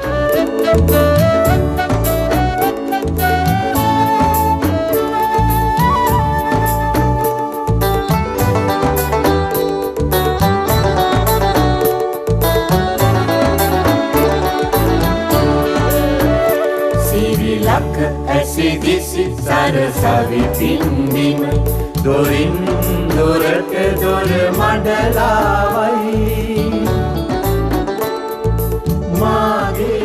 යුතුයකම සහ වගකීම එක තමයි අපේ මාතෘකාව. අපේ මහාචාර්යතුමා. ඔව් මම හිතනවා දැන් යුතුයකම් සහ වගකීම දැන් අපේ භූමිකාව මොකක්ද? දැන් අපි උගක් කතා කරන්නේ මාතෘකාව වැදගත්කම් පිළිබඳ. දැන් මූලික දේ තමයි මම හිතන්නේ හැම වෙලේම දැන් අපිට රටක් තියෙනවානේ. දැන් මේ රටට අපේ මේ කාලය තුල අපි කරන්න ඕන යුතුයකම් සහ අපේ වගකීම් මොනවද? මම හිතනවා මම නිරන්තරව කියන දේ තමයි අපි මේ ගැති බවින් තුරන් වෙන යුතුයකමක් තියෙනවා. දැන් අපි සාමාන්‍යයෙන් හැම වෙලේම මේ ඩිපෙන්ඩ් වෙනවනේ කාට හරි ගැති. එතකොට ඒකට හේතුව අපි හැම වෙලේම පුරුදු වෙලා තියෙන කාගෙන් හරි ඉල්ලන්න. මේ ඉල්ලන જાතියක් නෙවෙයි ලංකාවේ හිටියේ. ඒ කියන්නේ තමන්ගේ ජීවිත පැවැත්මට උපයා ගැනීමේ ශක්තියක් ඇති කරන්න ඕනේ. එතකොට තමයි අර මම හිතන්නේ අවසානයේ මහත්මයා කතා කරා වගේ විවිධ දීමනා වලින් තොර රටක් බවට පත් කරගන්න පුළුවන්ද කියලා. ඒ කියන්නේ අපි කියමු ජනසවිය දුන්නා, සමෘද්ධි කියලා නමකින් දුන්නා, ගැමිදිරිය කියලා දුන්නා. බෑ සේරම දීලා බැලුවම ආපහු එතනමයි. මට මතකයි මම එක සැරයක් ඔය ජනසවිය වටරවුම තියෙනකොට මම පානදුරේ ඉන්නේ. එක රවුම හො ගිහිලා පානදුරට එන්න තව ටිකක් කල් තියෙනවා. ලබන අවුරුද්දේ එන්නේ. එතකොට අපි පූර්ව සූදානම් කරන්න ඕන. එතකොට පානදුරේ නගර සභාවේ තිබුණ රැස්වීම. එතකොට මම එතෙන්දි කිව්වා මට කතාවක් තිබුණා. මම කිව්වා අපි උත්සාහ කරන්න ඕන පානදුරේට ජනසවිය නොගෙන ඉන්න කියලා. දැන් ඒ කියපු ගමම්ම හිටපු අමතුවා නැගිටලා කිව්වා නෑ අපි පුළුවන් තරම් ජනසවිය පානදුර දෙන්න තමයි හිතන් ඉන්නේ කියලා. ඒතර මං කිව්වේ මොකද්ද එයා කිව්වේ මොකද්ද කියලා අපි දෙන්නට එයාට තේරුන්නේ. මම මගේ අදහස උනේ දැන් ජනසවිය දෙන්නේ දිරිඳු අයටනේ. දුප්පත් අයටනේ. එතකොට දුප්පතුන්ගේ දුප්පතුන් නැති කරොත් නේ මේක නොගෙන ඉන්න පුළුවන් වෙන්නේ. එතකොට අපි පානදුරේ ඒ වෙනකොට මිනිස්සු ශක්තිමත් කරන්න ඕන කියන ආකල්පය තමයි මම කිව්වේ. දැන් යා හිතුවා මේක කියලා ඡන්ද ටික තේරෙම නැති වෙයි කියලා. දැන් මම පස්සේ දවසක තමයි මම හිත තේරුම් කරේ මං කියපේ වාට තේරුන්නේ නැහැ කියලා. ඒක මූලික දේ තමයි අපි නිරන්තරයෙන් හිතන්නේ තව ඔය කීයක්කට හරි වැඩිපුර දෙන්නේ කොහොමද කියලා. මේ වැඩිපුර ගන්න අයත් ලැජ්ජා. ඇත්තට මම කතා කරලා තිනවා ජනසවියේ ඔය සමෘද්ධි කොලේ ඉරලා ගියා ඉන්නවා ඊට පස්සේ ගන්න නැහැ කියලා කතා කරනවා. ඒකද ඒගොල්ලෝ ආත්ම ලැජ්ජාවක් ඒගොල්ලන්ට ඇති වෙනවා. අතේ සල්ලිත් තියෙනවා. ගිහිල්ලා කාගෙන් හරි පොඩ්ඩක් ඉල්ල ගන්න කියන ආකල්පයක් අපිට ඇති වෙලා තියෙනවා. මෙන්න මේ සංකල්පය කොහොම හරි ඉවත් කරගන්න පුළුවන් නම් අනුන්ගෙන් යැපෙන්නේ නැතිව ශක්තිමත් ජනතාවක් කියන එක හේතු ගන්න පුළුවන් නම් මම හිතනවා අපේ රට ඉතාම ලේසියෙන් දියුණු කරන්න පුළුවන්. ඇත්තටම අපේ රටේ මිනිස්සුන්ට මම නිතරම කියන දෙයක් තමයි මුදල් රුපියල් නැටි හොඳටම දන්න. හැබැයි මුදල් පරිහරණය කරන්න හැටි දන්නේ නැහැ. පරිහරණය කරන දන්නේ නැහැ. දන්නේ නැති නිසා තමයි හැමදාම කයෙන් හරි ඉල්ලන්න වෙලා තියෙන්නේ. ඒකද මූලික අපේ යුතුයකමක් තමයි දැන් මේ ජනතාව දැනුවත් කරන්න තමන් ආර්ථිකව ශක්තිමත් වෙන්න ඕන. තමන් ස්වාධීනව ඉන්න ශක්තිය ඇති කරගන්න ඕන. මේ තියෙන මේ ඩිපෙන්ඩන්ට් ගතිය, ඒ කියන්නේ මේ පරායත්තතාවය අඩු කරගෙන ස්වායත්ත චරිතයක් බවට පත් කරන්න ඕන කියන ආකල්පය අපිට දී ගන්න පුළුවන් නම් මම හිතන හුඟක් ලේසියෙන්ම ওই ගම්වල තියෙන දිලිඳුකම තුරන් කරන්න පුළුවන්. මේ දිලිඳුකම කියන්නේ මානසික දිලිඳුකමක් තියෙනවා. මේ මානසික දියුණුවකම එනකොට ඒක ආර්ථික දියුණුවකමකට පරිවර්තනය වෙනවා. ඉතින් අපේ යුතුයකම තමයි මේ මානසික දියුණුවකම නැති කරන්නේ කොහොමද කියන්නේ. මම හිතන්නේ මේක අපි පටන් ගන්න පුළුවන් පාසල් මට්ටමේ. පාසල් මට්ටමේ ඉඳලා ළමයින්ට උගන්වන්න පුළුවන් ස්වාධීනව නැගී සිටින්නේ කොහොමද? යම්කිසි අරමුණක් සඳහා කටයුතු කරන්නේ කොහොමද? ව්‍යාපෘතිය සකස් කර ඉස්සරහට යන්නේ කොහොමද? විශ්වවිද්‍යාල මට්ටමේත් අපි හැම ළමයෙකුටම මේ උගන්වන්න පුළුවන්. අපි අත්දැක බලලා තියෙනවා සාර්ථක වෙන්න පුළුවන්. ඒක මූලික දේ තමයි අපේ යුතුයකම අනාගතේ කාටවත් අතපාන්න නැති ජනතාවක් බිහි කරගන්න පුළුවන් නම් ඒක තමයි අපේ ඉලක්කය වෙන්නට ඕන. ඒතර පාලකයන්ගේ වගකීමක් වෙන්නත් ඕනේ, අපේ යුතුයකමක් වෙන්නත් ඕනේ. දෙකම එකට සම්බන්ධ කරොත් මෙන්න මෙහෙම යැපෙන්නේ නැති ජනතාවක් බිහි කරන්න. ස්වාධීනව නැගී සිටින ජනතාව. ඒ සඳහා කළ යුතු භූමිකාවල් ගොඩක් තියෙන්න පුළුවන්. කළ යුතු කාර්යයන් තියෙන්න පුළුවන්. හැබැයි තනි පුජ්‍යලයා අද අදිෂ්ඨාන කරගත්තොත් අද ඉඳලා මම උත්සාහ කරනවා මගේ ජීවිතය සාර්ථක කරන්න නැගී සිටින උත්සාහ කරනවා. ඒක කරන්න පුළුවන් කියන එක ඔප්පු කරන්නත් පුළුවන්කම තියෙනවා. ඒකද හුඟක් රටවල් වල ස්වාධීනව තමන්ගේ සවි බල ගැනීම මට යමක් කළ හැකි කියන එක පටන් ගත්තොත් මම දියුණු වෙන්න ඕනේ, මම සාර්ථක වෙන්න ඕනේ, අපේ පවුල දියුණු කරගන්න ඕනේ කියලා කල්පනා කරොත් ඒක කරගන්න පුළුවන්කම තියෙනවා. දැන් මම උදාහරණයක් ඇටිය කිව්වොත් දැන් මම කෙසරක් ගියා මීගම මුන්නක් කරගෙන දූපතයි. දැන් මිනිස්සුන් උඟක් මාසික සල්ලි ගොඩක් හම්බ වෙනවා. නැ කියන්නේ බෝට්ටු වල ගිහිල්ලාම සති දෙකක් විතර ඔය පරා බෝට්ටුවක හම්බුනොත් එහෙම පැල් 40000 50000 කැපදෙලා මරන් යනවා. හැබැයි සේරම ඉන්නේ පැල්පත්වල. සේරමදී වහලා බැලුවම උඩින් බැලුවම වහලා හිල් පේනවා. ඉතින් මම අහලා බැලුවම ඒගොල්ලන්ට ඒක ඔළුවේ නැහැ මේ ගෙයක් හදාගන්න කියලා. ඒගොල්ලෝ කියපු කාරණයක් මට හොඳට මතකයි. ඒගොල්ලෝ සර් අන්තිමට කියන්නේ අපි හොයාගෙන දවස් 3ක් විතර අපි එහෙ නැගිටලා නැවත්තලා වැඩ කරා. අන්තිමට එක්කෙනෙක් කිව්වා සර් අපේ සීයා හිටියෙත් මේ ගෙදර, තාත්තා හිටියෙත් මේ ගෙදර, අපි ඉන්නෙත් මේ ගෙදර, අපේ ළමයි ඉන්නෙත් මේ ගෙදර. ඒ කියන්නේ අර පැල තමයි. එයාගේ ඔළුවේ තියෙන චිත්‍රයේ පැල විතරයි. යටි හිතේ තියෙන පැලක් විතරයි. දැන් අපි මේ වචන වලින් පුළුවන් ඔය හිතේ තියෙන පැල ගයක් කරන්න. හිතේ තියෙන පැල ගයක් කරාට පස්සේ ඒ සල්ලි වලින් එයාම ගේ හදලා තියෙනවා. දැන් එහෙම සතයක්වත් අපි අතින් දෙන්නේ නැතුව හදපු ගෙවල් ගොඩක් මට පෙන්වන්න පුළුවන්. ඒ ඒගොල්ලන්ගේ ඔළුවේ තියුන්නේ නැහැ මේ කතන්දර. එතකම් මේගොල්ලෝ කරේ අර මේ අපේ සීයාත් හිටියේ මේකේ තාත්තාත් හිටියේ අපිත් ඉන්නේ මේකේ ළමයිත් ඉන්නේ මේකේ කියලා ඔච්චරයි. ඒක යටි හිතට රෝපණය කරන්න පුළුවන් අර විදියට නැහැ. මට ගයක් හදන්න පුළුවන් කියලා. ඉතින් මම ඇහුවා ඉතින් ආට එක සැරයක් සල්ලි ගෙනාම පුළුවන්නේ මේ ගඩොල් මේ සිමෙන්ති ගඩොල් 1000ක් විතර ගන්න. ඒක කරන්න පුළුවන්. මේ තියෙන කනාටු පොල් ගස් කපලා වට හදා ගන්න පුළුවන්. ඒව හැදෙන්න පුළුවන්. හැබැයි ඔළුවට ඇවිල්ලා නැහැ. ඉතින් මේ මිනිසුන් යලි දැනුවත් කරන්න ඕන ඔබට මේක කළ හැකියි කියලා. ඒත්තු ගන්නන්න ඕනේ. මේ ඒත්තු ගන්නවොත් ඒ මිනිස්සු කරගන්න. ඒ කියන්නේ ඒගොල්ලෝ නැත්තරම දැන් ගොවියන්ට අපි කතා කරාම ගොවියන්ට මේක ගිහිල්ලා නැහැ. මට මතකයි මට ගම් නම් කියන්න හොඳ නැහැ. සමහරවිට මේ ගමට ගිහිල්ලා බැලුවම තියෙනවා මේ අඟල් 52 විතර රූපවාහිනී. ඒක බලන්න මිදුලට යන්න ඕනේ. ඒක පැලේ තියෙන හැටියට මොකද ඒක උගක් ඈතිලා බලන්න ඕනේ. හැබැයි උඩ බැලුවම ටකරන් වලින් වහලා පේනවා. මෝඩ ගඩොල් කියලා තියෙනවා. ඒ මෝඩ ගඩොල් වලින් තමයි ගේ බැඳලා තියෙන්නේ. ඒ කියන්නේ ව්‍යාපාරිකෝ ඒ ගම් වලට ගිහිල්ලා මේ කන්නේට දීලා දෙනවා අනිත් කන්න ඉතිරි වය ගෙවන්න කියලා. හැබැයි මිනිස්සුන්ට ගේ හදා ගන්න හැටි ශක්තිමත් කරලා නැහැ. වහල් හදාන්න කියලා දීලා නැහැ. ඉතින් ඒකින්ද අපි ආපහු මේ ගමට යන්න වෙනවා. අර කියන්නේ අර කියනවනේ ජුලියස් නේරේ කියලා තියෙනවනේ. බටහිර ජාතීන් ග්‍රහලෝක තරණය කරනකොට අපි අපේ ගම් තරණය කරන්න ඕනේ කියලා. මම ගම් තරණය කරලා මේ යුතුයකම ඉටු කරන කාලය ඇවිල්ලා තියෙනවා. ඒකින්ද අර මම හිතන්නේ ඊයේ පෙරවන් දැකලා ජනාධිපතිතුමා කියලා තියෙනවානේ මේ ඡන්දි ඉදලා ඇවිල්ලා මෙහෙ ඇවිල්ලා කාලා නිදා ගන්න තු ගමට කියලා වැඩ කරන්න කියලා. නැත්තම් මං ගියා මිනිස්සු ප්‍රශ්න කරන ඔබ වැඩ කළා නැහැ කියලා. ඒක ඉතින් හොඳ කතන්දරයක් තමයි. ඒක තමයි නීරේ කියලා තියෙන්නේ. අපි ගම තරණය කරන ගමේ තමයි ආපහු අපිට හොයාගන්න දේවල් තියෙන්නේ. දැන් අපේ ගමෙන් අපිට හොයාගන්න පුළුවන් බෙහෙත් වර්ග ආපහු හොයාගන්න ඕනේ. මම කොරෝනා මම හිතන්නේ අපිට ගොඩක් දේවල් ඉගන්නුවා. කොරෝනා ඉගන්නුවා මිනිසුන්ට මේ බොරු ලෙඩ වලට බෙහෙත් තරම් තියෙන කියලා. ඒ වගේම ගමේ කොලේ තියෙන දේවල් කාලා ලෙඩ හදාගෙන ඉන්න පුළුවන් කියලා උගන්නුවා. දැන් ඒ ඉගන්නු පාඩම දැන් ඉස්සරහට ගෙනියන්න ඕන. එහෙම නැත්නම් ඕක අමතක කරලා ආපහු අර පරණ කැම ටික කළා ආයෙත් ලෙඩ වුණා නම් ඒ පාඩම අපි ඉගෙන ගත්තේ නැතුව වෙනවා. ඒක තමයි මූලික දේ තමයි අපි ආපහු මිනිසුන්ට ඒත්තු ගන්නන ඔබේ යුතුයකම තමයි ඔබ ශක්තිමත් වෙන එක. ඔබේ යුතුයකම තමයි ඔබේ දරුවන්ට උගන්ලා ඔබයි පවුලයි සේරම ශක්තිමත් පවුලක් වෙන්නේ. ඒක තමයි රට්ට කරන්න පුළුවන් සේවය තනිව සහ පවුලක් හැටියට. ඒතර පාලකීන්ගේ භූමිකාව තමයි ඒකට අවශ්‍ය වටපිටාව පසුතලයේ සකස් කරලා දෙන එක. ඒක දෙගොල්ලන්ට ලොකු බන්ධනයක් බැඳීමක් තියෙනවා. මොකද අපි හැමදෙනාටම දැන් ඉලක්කයකට යන්න ඕනකමක් තියෙනවා. නිකන් විභාගාති හැම අතරම ගියා අපි දැන් එක පැත්තකට යන්න පටන් ගන්න තියෙනවා. මිනිස්සු කියලා තියෙනවා දැන් මේක කරන්න ඕන කියලා. දැන් මේකෙන් මිදෙන්න බෑ. මිදෙන්න බැරි නම් අපි හැමදෙනාටම තනිව සහ සාමූහික වගකීමක් තියෙනවා. මෙන්න මේ ඉලක්ක ඉටු කරලා දෙන්න. මම හිතනවා අපි අවුරුදු 3-4ක් මේ ඉලක්කයට ගියොත් මේ විදියට එක ගැම්මට ගියොත් මම හිතේ තාම ලේසියෙන් ලංකාව කොහෙවත් නැති රටක් බවට පත් කරන්න පුළුවන්. හරිම ලස්සන රටක් බවට පත් කරන්න පුළුවන්. අපි මේ ගත කරන්නේ බොහොම අභියෝගාත්මක කාලයක්. ලංකා ඉතිහාසයේ පෙර නොවූ ආකාරයේ අභියෝගාත්මක කාලයක්. මේ කාලේ අපි ජීවත් වෙන්න ඕනේ කොහොමද? අපේ යුතුයකම් මොනවද? අපි වැඩ කරන්න ඕන කොහොමද කියලා අලුතින් හිතන්න වෙලා තමයි කරකෝලා අතෑරියා වගේ මේ කොරෝනා වෛරසය ලෝකේටම පහර දීලා තිනවා. අපිටත් පහර දීලා තියෙන බොරු කියන්න දෙයක් නැහැනේ.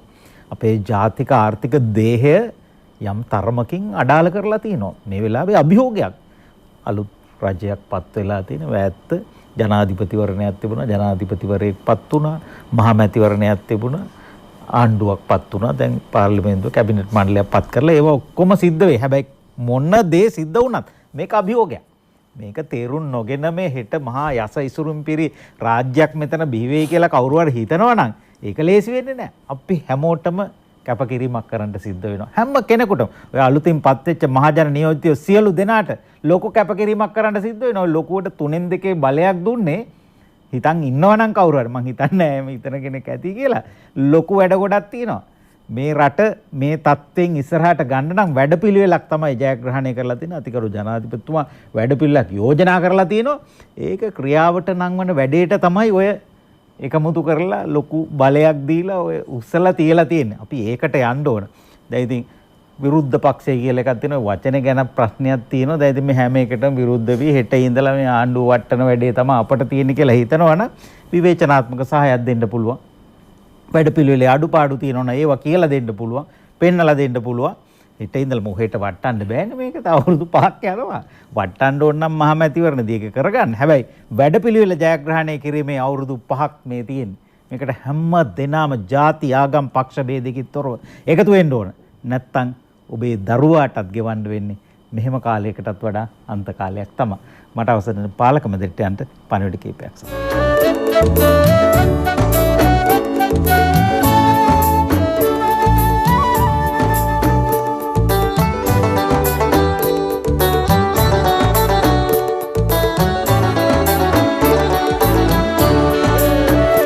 සිරිලක ඇසිදිසි සරසවි පින්දිම දොරින් දොරට දොර මඩලාවයි අප නැවතත් දොර මඩලාව සමග අපට ඇමතුමක් තියෙනවා. අයිබෝවන්. අයිබෝවන්. මං දොඩම්දේ මර්වින් විජේසූරිය. අයිබෝවන්. එහෙනම් මං දොඩම්දේ මර්වින් විජේසූරිය කතා කරන්නේ. ගෞරවනීය මැදපොළ හාමුදුරුවෝ ඔබේ රූපවාහිනී යන්ත්‍රයේ ශබ්දය ටිකක් අඩු කරලා කතා කරන්න මහත්තයා. එතකොට පැහැදිලි වෙයි. හොඳයි කතා කරන්න. ගෞරවනීය මැදපොළ හාමුදුරුවෝ හොඳ අදහසක් ඉදිරිපත් කළා. මගේ හිතේ තිච්ච දෙයක්. එතුමා මේ වර්තමාන සමාජයට පොරොත්තු දෙන දෙයක් කිව්වේ මේ අනවශ්‍ය උත්සව මේ කාලවලදී මගුල් ගෙවල් විවාහ මගුල් ගෙවල් පවත්වුවාම රජයේ සේවය කරන සාමාන්‍ය පඩියකින් ජීවත් වෙන කෙනෙකුට මේ උත්සවයකට ආරාධනා කරාම ඇඟ හිරිවැටෙන කතාව කොබාල්තේ දේශනා කරලා සම්පූර්ණ ඇත්ත. නමුත් මුදල් ගෙදරකට මාසික වේතනක් දරාගෙන මාසික වැටුපක් ගන්න ගෙදර මගුල් ගාඩයක් ආවොත් ඒ ගෙදර ඔක්කොම වැඩ පිළිවෙල බක රූපවාහිනී යන්ත්‍රයේ ශබ්දය අඩු කරන්න ඔක්කොම වැඩ අතපසු වෙනවා. ඒක නිසා මේ උත්සව ඕන සංස්කෘතික ලක්ෂණයක් වශයෙන් ඕන මගුල් ගයක් අර මේ ගත්තට කමක් නැහැ. නමුත් මේ වර්තමාන කාලයේ ඇතිද ජීවන රිද්මේ හැටියට ඒවට මුදල් අය කිරීම තෑගි භෝග ගැනීම නතර කරන්න ක්‍රමයක් හැදෙනවා නම් උත්සව පවත්වන්න පුළුවන් ඕනම කෙනෙකුට. දැන් මේක බිස්නස් එකක් වගේ වෙලා. පැහැදිලි. බොහොම ස්තුතියි. අල්පේච්ඡ ජීවිතය ගැන මම හිතන්නේ සඳහන් කරන අපේ ගෞරවනීය නායක ස්වාමීන් වහන්සේ. ඔව් අපි යුතුයකම් සහ වගකීම් ගැන කතා කරනකොට තව කරුණු දෙකක් මම හිතන්නේ මට කියන්න ඕන කියලා හිතුණා. එක තමයි දැන් ජනාධිපතිතුමා කිව්වනේ ඔබතුමා සඳහන් කළා නිවැරදිව මගේ යුතුයකම මම කරන්නම් ඔබේ යුතුයකම ඔබ කරන්න කියලා. දැන් අපිට කියන්න තියෙන්නේ අපේ යුතුයකම අපි කළා දැන් ඔබේ යුතුයකම ඉටු කරන්න කියලා කියන්න තියෙන්නේ. රටේ ජනතාව හැටියට බලාගෙන ඉන්නවා දැන් මොනවද කරන්න කියලා. අපි ජයග්‍රහණයේ උද්දාමයත් එක්ක රට ඇත්තට හදාරන්න ඕන. රට ඇත්තට හදාරපුවාම ආණ්ඩුව රජයක් බවට පත් වෙලා මොනවද ඒ යුතුයකම් ජනතාවට කරන්න කියලා. ජනතාව යුතුයකම් කොටස ඉෂ්ට කරලා අවසන්. රජයක් හැටියට ආණ්ඩුවේ වගකීම මොකක්ද එතනදි කරන්නේ? අංක 1 රට ආරක්ෂා කරගන්නේ. ඒ කියන්නේ අපි හැමදාම විරුද්ධ වෙච්ච, හැමදාම රටේ ජනතාව හැටියට විරුද්ධ වෙච්ච, රටේ ස්වෛරී භාවය ලෝකය ඉදිරියේ හැල්ලු නොකරන බවට වෙච්ච පොරොන්දුවේ වගකීම ඉෂ්ට කරන්න ඕන.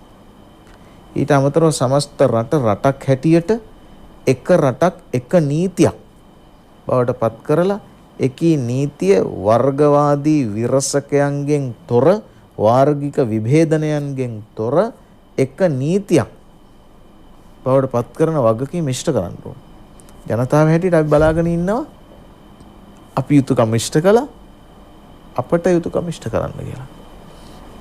ඒක වගකීමක් හැටියට ගන්න කියලා. ඒක හින්දා මෙතෙක් වෙලා අපි අපේ මේ විද්වත් මණ්ඩලයේ නැත්නම් අපි කතා කරමින් කියන්නේ ජනතාවගේ වගකීම් ඉෂ්ට කරන්න. ඇත්ත. ජනතාවගේ වගකීම් ඉෂ්ට කරලා යුතුයකම් කරලා ඉවර නම් අපිට තවදුරටත් උත්සව වලට සහභාගී වෙවි ඉන්න වෙලාවක් නැහැ. රට තියෙන්නේ කිසියම් අගාධයක, රට තියෙන්නේ ට්‍රිලියන 11.3ක ණයක. ට්‍රිලියනයක් එහෙම නැත්නම් ට්‍රිලියන 11.3ක් කිව්වම පොඩි වගේ එකක්. 11.3යි කියන්නේ ලොකු එකක් නෙමෙයිනේ. හැබැයි ලක්ෂ 10ක් කියන්නේ මිලියනයක්. දසලක්ෂ කීයක් ඕනද මිලියනයකට? මේ බිලියනයකට. බිලියන කීයක් ඕනද ට්‍රිලියනයකට? ට්‍රිලියන 11ක් කියලා කියන්නේ දහස් වලින් කීයක්ද? මේක මට ගණන් හදලා කියන්න තරම් පුළුවන් කමක් නැහැ. දැන් රුපියල් 1000 ඒවා කීයක්ද ට්‍රිලියන එකක් කියන්නේ. ඒතර එහෙම ඒවා 11ක්. දශම 3යි කියලා කිව්වම අපිට නිකන් දශම තවත් තියෙනවනේ 9ක් විතර කියලා හිතෙනවා. නමුත් මේ දශම එකක් කියලා කියන්නේ සමහර වෙලාවට මුළු ග්‍රාම නිලධාරී වසමක වටිනාකම වෙන්න පුළුවන්. එහෙම නැත්නම් මැතිවරණ කොට්ටාසයක තියෙන පාරවල් වල වටිනාකම වෙන්න පුළුවන්. එහෙම නැත්නම් ජාතික පාසලක සමස්ත වියදම වෙන්න පුළුවන්. සමස්ත මාසික රාජ්‍ය නිලධාරීන්ට දෙන වැටුප් වියදම වෙන්න පුළුවන්. දශමයක් කියන්නේ. ඒක නිසා එහෙම ණයකාර දේශයක් කොයි විදිහටද බලාපොරොත්තු වෙන්නේ මේ පාලනයෙන් කියලා. එතකොට වැරදි වචනයක් තියෙනවා. අපි මේ පත්කලේ පාලකයෝ කියලා. නෑ. අපි පත්කලේ කළමනාකාරයෝ. ඒගොල්ලෝ රූලර්ස්ලා නෙමෙයි, ගවර්නර්ස්ලා නෙමෙයි, මැනේජර්ස්ලා විතරයි. දැන් මැනේජර් කෙනෙක් වැඩ කරනකොට මැනේජර්ට අමතරව ඉන්නවා මැනේජර් යටතේ ඉන්න අපි. එහෙම නැත්නම් ජනතාව. ඒතර හැමෝටම තියෙනවා වැඩ කරන්න. අපේ මිහිඳු මහරහතන් වහන්සේ දේවානම්පියතිස්ස රජුරුවාට කීවාය කියලා සටහන් වෙන මහරජ ඔබ මේ රටේ අයිතිකාරයා නෙවෙයි, පාලකයා පමණි කිව්වනේ. අද අපිට කියන්න තියෙන්නේ ඒ ටිකනේ. මේ අපිපත් කරපු ආණ්ඩුව රජයක් බවට පත් වෙලා තියෙන මේ මොහොතේ ඔබලා සියලු දෙනා මේ රටේ අයිතිකාරයන් නොවේ. හුදෙක් කළමනාකාරවරුන් පමණි. මැනේජර්වරුන් පමණි. එතකොට මැනේජර්වරුන් පමණි කියලා අපිට එදා මිහිඳු මහරහතන් වහන්සේ මිස්සක පව්වේ ඉඳලා කියාපු දේවල් අද දොරමඩලාවේ ඉඳලා කියන්න ඕනේ. ඇයි දන්නවද? ජනාධිපතිතුමාගේ අතේ දුනුයිතල නේ. එහෙනම් අපේ විශ්වාසය තියෙනවා. ඒක පළවෙනි කාරණාව. දෙවෙනි කාරණාව තමයි ගෙදරක් ගත්තොත් ගෙදර අම්මගේ තාත්තගේ යුතුයකම බලමු. අපි බොහෝ වෙලාවට මේ වැඩිහිටියන්ට යුතුයකම් ඉෂ්ට කිරීමනේ කතා කරන්නේ. අම්මලාගේ තාත්තලාගේ වගකීම යුතුයකම බලමු. ඇත්තටම අද දවසේ සතුට නඩත්තු කරන පවුල් තියනවාද? නඩත්තු කියලා කිව්ව ගමන්ම අපිට මතක් වෙන්නේ නඩු. සල්ලි වලින් ගෙවන නඩත්තු තියෙන. ඒත් අම්මගේ තාත්තගේ බරපතල යුතුයකම සහ වගකීම වන්නේ සතුට නඩත්තු කරන එක. සැනසෙල්ල නඩත්තු කරන එක. සතුට පැල කරපුවාම සැනසille ගහ හැදිලා සිනා මලක් මුව අද්දර පූදිනවා. ඒතර සිනා මල මුව අද්දර පූදින්න නම් ඒක සැනසille ගහක් වෙන්න ඕන. සැනසille ගහ එන්න සතුට පැල කරන්න ඕන. ඒ සතුට පැල කරන්න නම් පවුල එකට තියන්න ඕන. ඒ වැඩි හිටියෝ තමන්ගේ යුතුයකම් කොට සේම කරලා තියෙනවා. ඊළඟ කාරණාව තමයි දැන් දෙමව්පියෝ හැටියට හිතනවා තමා දරුවන්ට දිය යුතු නොමද දන නම් අධ්‍යාපනය කියලා. ඒතර අධ්‍යාපනය කියලා කියන එක ඉස්කෝලෙන් ගන්න ඕනේ නැත්නම් ක්ලාස් එකෙන් ගන්න ඕනේ ටීචර් දෙන්න ඕනේ අපිට තියෙන වියදම් කරන්නයි කියලා කියන අදහසක් තියෙනවා. එහෙම නැහැ. නිකන් හිතලා බලන්නකෝ ඇත්තටම මහා දාගැබ් හදලා තියෙන ඉංජිනේරු විද්‍යාල තියෙන කාලේ නෙමෙයිනේ. වැව් හදලා තියෙන කැම්පස් යුනිවර්සිටිස් තියෙන කාලේ නෙමෙයිනේ. එතකොට මේ රටේ වගා කරලා තියෙන්නේ කෘෂි විද්‍යාපීඨ තියෙන කාලේ නෙමෙයිනේ. එතකොට ඒ කෘෂි විද්‍යාපීඨ එහෙම නැත්නම් කෘෂිකර්ම පීඨ විශ්වවිද්‍යාල නැති කාලේ ඉංජිනේරු විද්‍යාල නැති කාලේ කොයි විදිහටද ඕවා ඔය විදිහට කරගෙන ආවේ? මෙඩිකල් කොලෙජස් නැති කාලේනේ ඕනෑ තරම් මේ වෛද්‍ය විද්‍යාව පවත්වාගෙන ඇවිදින්න තියෙන පෙරදිග ලෝකෙ. ඒක කොහොමද එන්නේ? ඒක තමයි පරපුරෙන් පරපුරට දෙනවා යුතුයකමක් හැටියට තමන්ගේ දායාදේ. කලාවැව පෙන්නලා තමන්ගේ දරුවා තාත්තා හැටියට තාත්තාගෙන් ඉල්ලද්දී ධාතුසේන රජුරුවත් මොනවද වස්තුව ඉල්ලන කාශ්‍යප පුතුන්ට කියන්නේ? වස්තුව ඉල්ලන කාශ්‍යප පුතුනේ මගේ හදවත රිදවන්න එපා. මොනවද දෙන්න තියෙන්නේ? මේ වතුර මේ වැව ඒක තමයි වස්තුව. එහෙම තමයි දෙමව්පියෝ දරුවන්ට යුතුයකම් ඉෂ්ට කළේ. ඇත්තටම වෙද තාත්තා පුතාව ඉංග්‍රීසි ගුරුවරයෙක් බවට පත් කරා නම් යුතුයකම් ඉෂ්ට කරලා නැහැ. ජාතික යුතුයකමක් ඉෂ්ට කරලා නැහැ. එහෙනම් පරපුරෙන් පරපුරට අතින් අත අරන් ආව යම්කිසි ජාතික දැනුම් ධනයක් වෙයි නම් ඥාන ධනයක් වෙයි නම් ඒකී ඥාන ධනය ශික්ෂණයක් බවට දරු පරපුරට නොයවන එක යුතුයකම් ඉෂ්ට නොකිරීම. මට කියන්නකෝ අපේ රටේ විශේෂයෙන්ම සිංහල ප්‍රජාව අතර තිබිච්ච හිටපු ව්‍යාපාරිකයෝ තමන්ගේ දරුවන්ව ඔක්ස්ෆර්ඩ් කේම්බ්‍රිජ් යවලා ඉගෙනුවා. ව්‍යාපාරය දුන්නේ නැහැ. අන්තර මොකද වුනේ? ව්‍යාපාරය බිඳ වැටුණා. ඒ අය ඔක්ස්ෆර්ඩ් කේම්බ්‍රිජ් වල එහෙ නැවතුණා. අපිට කේම්බ්‍රිජ් ආවේ කාර් එකක් හැටියට. එතකොට ව්‍යාපාරය දරුවන්ට දෙන්න ඕන එකක් පොඩි කාලේ ඉඳලා අපේ වැඩිහිටියෝ කරලා තිබිලා තියෙන්නේ. ඇතම් කෙනෙක් ව්‍යාපාරය තමා කරලා ව්‍යාපාරයේ ලාභයෙන් දරුවාව ඉංග්‍රීසි ජාතිකයෙක් බවට පත් කරලා. ඉතින් ඒක නිසා ගොවිතැන කියලා කියන්නේ තාත්තගෙන් පුතාට ආපු එකක්. වෙදකම කියන්නේ තාත්තගෙන් පුතාට ආපු එකක්. ජීවිතය කියන්නේ අම්මගෙන් දුවලට පුතාලට ආපු එකක්. අපේ රටේ කිසි දවසක උයන්ඩ උගන්නන්න පන්ති තිබුණනේ. පෞල් ජීවිත ගෙවම් කරන්න විතරක් නෙමෙයි ගෙවල් හදන්නත් පන්ති තිබුණනේ. අදත් ඉදිකිරීම් යන්ත්‍රෝපකරණ ඉදිකිරීම් ශාස්ත්‍ර උගන්නන තැන් තියෙනවා. මැටි ගහලා ගේ පොඩ්ඩක් හදාගෙන බිමට ගොම ගාලා වහලට පොල්ලතු බඳින්න කවුරුවක්වත් ටියුෂන් ගියේ නැහැ. ඒ පරපුරෙන් පරපුරට උරුම වෙන වගවීම. එහෙනම් රටක් හැටියට අරගෙන රටසත්තු ජාතික ධනයක් වෙයිද? එකී ජාතික ධනය ආරක්ෂා කරගන්න එක යුතුයකමක්. රටේ තියෙන වැව් තිබුණා 33000ක්. ඒක තමයි ඇත්තටම අපේ රටේ තිබිච්ච ස්ථිර තැන්පතු බැංකු. ස්ථාවර තැන්පතුවක් එක්ක බැංකු 33000ක් තිබුණා. එහෙම රටක් ලෝකේ කොහෙවත් නැහැ. ඒ 33000ෙම තිබුණේ ස්ථාවර තැන්පතු. ඒ ජලය. ඒ ස්ථාවර තැන්පතු වලින් කලේ මොනවද? ආයෝජනයන්. ඒ මොනවද? කෘෂි නිෂ්පාදනය. ඒ හින්දා යුතුයකමක් හැටියට තමයි ලෝකයේ මේ ජාතික ධනය රකින්නේ. එහෙනම් රට රකින්න එක යුතුයකම. ඒක වගවීමක්, වගකීමක්. ඇග්‍රිකල්චර් කියලා කියන්නේ මොකද්ද ඉංග්‍රීසියෙන්? කල්චර් කියන්නේ සංස්කෘතිය. ඇග්‍රි කියන්නේ මොකක්ද? එකඟ වෙනවා කියන්නේ. ඇග්‍රිකල්චර් කියන්නේ කල්චරලි ඇග්‍රීමන්ට් with the earth. මහ පොළොවත් එක්ක සංස්කෘතිකව එකඟ වෙන එකට තමයි ඇග්‍රිකල්චර් කියන්නේ. ඒකට සිංහලෙන් කිව්වේ ගොවිතැන කියලා. කෘෂිකර්මය කිව්වේ නැහැ. ඉතින් අද වෙනකොට කෘෂිකර්මය කියන්නේ ගොවිතැන නෙමෙයිනේ. ගොවිතැන කරන කට්ටිය තව වෙනම ඉන්නවා ගොවි මහත්තුරු තමන්ගේ දරුමල්ලොත් එක්ක ගොවිතැන්පත් කරන ඔය ඈත බැද්ද ගිහින් බලපුවාම කෘෂිතාක්ෂණ වේදේ කියලා එකක් උගන්වනවා ස්මාර්ට් ක්ලාස් රූම් එකේ. ඒක ඉගෙන ගත්ත අය මඩ දකිලා නැහැ. එතන මඩ දැක්කේ නැති කෘෂිතාක්ෂණ වේදේකුයි ගොවිතැන්පත් කරන අයයි දෙකක් තියෙනවා. මේ දැක්කද ජාතික යුතුයකම කියලා කෙනෙක්. එහෙනම් කල්චරලි ඇග්‍රීමන්ට් එකක් තියෙනවා මහ පොළොවත් එක්ක. සංස්කෘතික එකඟතාවක්. ඒකට තමයි ඇග්‍රිකල්චර් කියලා කියන්නේ. පස්සේ වා ස්පෙලිං වෙනස් වෙලා.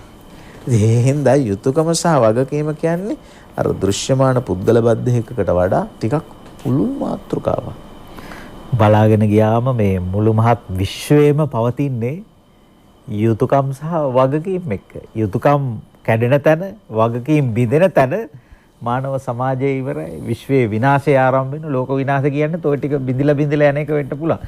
අපේ ගෞරවනීය ස්වාමීන් වහන්සේ. දැන් අපිට පේනවා එක අවස්ථාවක බුදුහාමුදුරුවෝ කිඹුල්වත්තට වඩම්මන්න සුද්ධෝදන රජුරු වෙනෝනේ කාළුදායි යමතිය. මේ කාළුදායි බුදුහාමුදුරන්ට මග වෙනුමක් කරනවානේ කොහොමද කිඹුල්වත්තට යන පාර කියලා. ඒක එක තැනක තියෙනවානේ අංගාරිනෝ දානි දුමා බදන්තේ පත්තම් පහය ඵලමාසසානෝ කියලා. මේ හරියට මේ ගස් කිනි අඟුරු වගේ දළු හැදිලා කොළ හලලා තියනවලු ගෙඩි බලාගෙන. පත්තම් පහය ගෙඩි කොළ හලලා තියනවා පලං ආසසානෝ ගෙඩි බලාගෙන. ඒ කියන්නේ ගස් උනත් ගෙඩි බලාපොරොත්තු වෙනවා නම් කොළ හලන්න ඕන කියන එක කියන්නේ. ඒ නිසා යුතුයකම් ඉටු නොකරන සමාජයකට Tamanට හිමිකම් ලබන්න බෑ. ඒ නිසා හිමිකම් ලබන්න නම් යුතුයකම් ඉටු කළ යුතුම වෙනවා. ඉතින් මේ අපේ සමාජය දැන් ඇත්තටම සිටිය යුතු කාරණාව තමයි අපි හැමදාම කයිය ගැහුවා. අපි හරිය කයිවාරු ගහනවා. අපිට මේක හදාගන්න ඕනකම තියෙනවා. හැබැයි මේක හදාගන්න ඕනකම තිබුණාට අපි නිතරම අති පඬිත සමාජයක් තමයි අපේ ඉන්නේ. ඒ නිසා මේක පැත්තක තියලා මේ කියවීම පැත්තක තියලා ඒ වෙනුවට රට ගැන හිතන්න ඕන. ඇත්තට මිනිස්සු බලන්න අපේ රටේ මිනිස්සු ටොයියෝ බයියෝ කියලා දෙකට බෙදලා හිටියා. දැන් නම් මම හිතන්නේ ටොයියෝ බයියෝ කියලා නැතුව ඇති. එහෙම බෙදාගත්තා. ඊළඟට මොනවද ඔය මේ Facebook වල නිරන්තරයෙන්ම හෙලා දකින්නේවා විවේචනය කරනවා. ඒවා පමණයි දිගින් දිගට තියෙන්නේ. මම දැක පහුගිය කාලවල මේ මගේ ෆොටෝ එක දාලා මම හැමදාම සතියකට අසරයක් හඳුරන්නේ මම නොකියපු දෙයක් කිව්වා කියලා එළියට දානවා. දැන් අපි මේ දිගින් දිගට කතා කරන්නේ මේ රටකට අනාගතයක් හදලා දෙන්න. හසන්ත මහත්තයා ඇත්තටම දැන් අපිට 아무තෙන් අනාගතයක් හදන්න දෙයක් නැහැ නේ. පෞද්ගලිකව ගත්තොත් අපේ ඔක්කොම මේ වෙනකොට හැදිලා ඉවරයි. එහෙනම් රටකට අනාගතයක් හදලා දෙන්න කටයුතු කරන අපේ හාමුදුරුවන්ට අපිට ලේබල් ගහන එක නෙමෙයි කරන්න ඕනකම තියෙන්නේ. මේ රට ඉදිරියට යන්න කොහොමද අපි උදව් කරන්න කියන එක පිළිබඳව යුතුයකමේ අදහසක් ඇති කරගන්න. අර හසන්ත මහත්තයා මුලින්ම මතක් කළා අපේ හිටපු ජනාධිපතිතුමා වත්මන් අග්‍රාමාත්‍යතුමා හෙට දිවුරුම් දෙනවා. එතුමාට අපි ආශිර්වාද කරන්න ඕනේ. එතුමා වැඩ බාර ගන්නවා. එතුමා දිවුරුම් දීලා ඉන්නේ. එතුමා අර ගුවන් තොටුපළේදී අර ගුවන් යානයෙන් බැහැලවිලා මහ පොළොවට වඳින එකට කිව්වේ තාර කට්ටේට වැන්දා කියලා. දෙයිනේ අපේ මව්බිම නෙමෙයි. මේ අපේ මව්බිමටනේ අපි මේ නිග්‍රහ කරන්නේ. එතකොට බලන්න ජනනායකයා මාතෘ භූමි වන්දනාව කරනකොට මව්බිමට වඳින්නේ නිකන් නෙමෙයි. මව්බිම 30 අවුරුදු සාපලත් ත්‍රස්තයාගෙන් නිදහස් කරගෙන ත්‍රස්තවාදයෙන් නිදහස් කරගෙන ඒකටවත් හිත හදාගන්න බැරි මිනිස්සු පිරිසක් ඉන්නවනේ. හිතන්න මොන්න තරම් අපි ආපහු හිතන්න වේද කියලා. ඒ නිසා මම ආරාධනා කරන්නේ මේ වැඩසටහන අහගෙන ඉන්න මේ රටේ සුවහසක් ජනතාවට සිංහල වේවා දෙමළ වේවා මුස්ලිම් වේවා අනිත් ජන වර්ගයකට අයිති වේවා මේ මාතෘ භූමිය ඔබේ නම් මේ මාතෘ භූමියට ආදරය කරනවා නම් මේ මාතෘ භූමිය සුරක්ෂිත කරගන්නට වැඩ කරන මිනිසුත් එක්ක එකතු වෙන්න. ඒකෙදි මේ මාතෘ භූමිය රැක ගැනීම සඳහා මේ ලෝකේ හැම වෙලාවෙම දෙකක් තියෙන. එකක් තමයි මේක මේකෙන් ගුවන් තොටුපළවල් මිලදී ගන්න ඉන්න අය, මේකේ තෙල් ටැංකි මිලදී ගන්න ඉන්න අය, මේකේ වරායවල් මිලදී ගන්න ඉන්න අය, ඒකට සටන් කරන එක කණ්ඩායමක් ඉන්නවා. හැබැයි ඒගොල්ලන්ගේ ඒජන්තවරු ලංකාවේ ඉන්නවා. ඒගොල්ලන්ගේ ඒජන්තවරුත් එක්ක එකතු වෙලා ඒගොල්ලොත් එක්ක මේ ගමන යන යම් කණ්ඩායම් ඉන්නවා රටේ. ඔවුන් අපේ රටේ සදාකාලිකවම රටට දේශද්‍රෝහී වෙන අය. හැබැයි ඒ දේශද්‍රෝහීන් අද අපිට පුළුවන් වෙලා තියෙන යම් මට්ටමකින් පරාජය කරන්න නෙමෙයි යටපත් කරන්න. දේශද්‍රෝහීන් අසන්ත මහත්තයා පරදින්නේ නැහනේ. ඔවුන් වෙන සලුපිලි ඇඳගෙන ආපහු වෙනවා. හැබැයි ඔබ දේශප්‍රේමී නම් දේශද්‍රෝහියාගේ බලය වැඩෙන්නේ නැහැ. එහෙම වුණොත් තමයි ඔබ මාතෘභූමියට යුතුයකම් ඉටු කළා වෙන්නේ. දේශද්‍රෝහියාගේ බලය නොවැඩෙන ආකාරයට තමන් කටයුතු කරන්න ඕනේ. දැන් බලන්න අපේ හාමුදුරුවෝ හරි ලස්සනට කිව්වා. පහුගිය කාලේ අපේ සටන් පාට තිබුණ එකක් තමයි දැන් ඔය ඇක්සා සෝෆා MCC ආවනේ. ඒ ගිවිසුම් අපේලා අපේ හාමුදුරුවෝ අපි ගිහිල්ලා රට වටේ ගිහිල්ලා කතා කර ජනතාව දැනුවත් කරමින් කිව්වා. මේ නූතන අධිරාජ්‍යවාදී මෙවලමක් නෙමේ ගිවිසුම් මගින් රටවල් යටපත් කරගන්නේ. මේකට ඉඩ දෙන්න එපා කියලා. එදත් ඒක එහෙමයි, අදත් ඒක එහෙමයි, හෙටත් ඒක එහෙමයි. ඒ සටන අපි දිගටම ඒ සටන ඇතුලේ ඉන්න ඕනේ. ඊළඟට අපි දිගටම කියපු දෙයක් තමයි මේ රට බෙදුම් වාදයට නතු වෙන්න යන්නේ. මේ රට බෙදුනන් පස්සේ මොකද වෙන්නේ? දෙපැත්තේ ඉඳලා මරා ගන්න එක නෙවෙන්නේ. දැන් සුඩානේට වෙලා තියෙන්නේ මොකද්ද? අපේ හන්දරෝ සුඩානේ අර තියෙන එක කියමනක් එක තියෙන්නේ මේ Sudan is death. Nobody is counting the deaths කියලා. සුඩානේ මැරිලා මිනි ගණින්න කෙනෙක් නැහැ. සුඩානේ කියලා කියන්නේ එතනටපත් වුණ බෙදලා. අධිරාජ්‍යවාදීන් එකතු වෙලා ඔය මානව හිමිකම් සංවිධාන එකතු වෙලා මේ රටවල් දෙකක් කෙරුවා. දැන් අන්තිමට මිනි දැන් ඒගොල්ලන්ගේ මිෂන් එක ඉවරයි. දැන් ඉතින් මිනි විතරයි. මිනි කඳු ගොඩ ගහනවා. ඒ තරමට අපේ රටපත් වෙන්න ඔන්න මෙන්න තීති තමයි මේ ගලවා ගැනීම සිද්ධ වුනේ.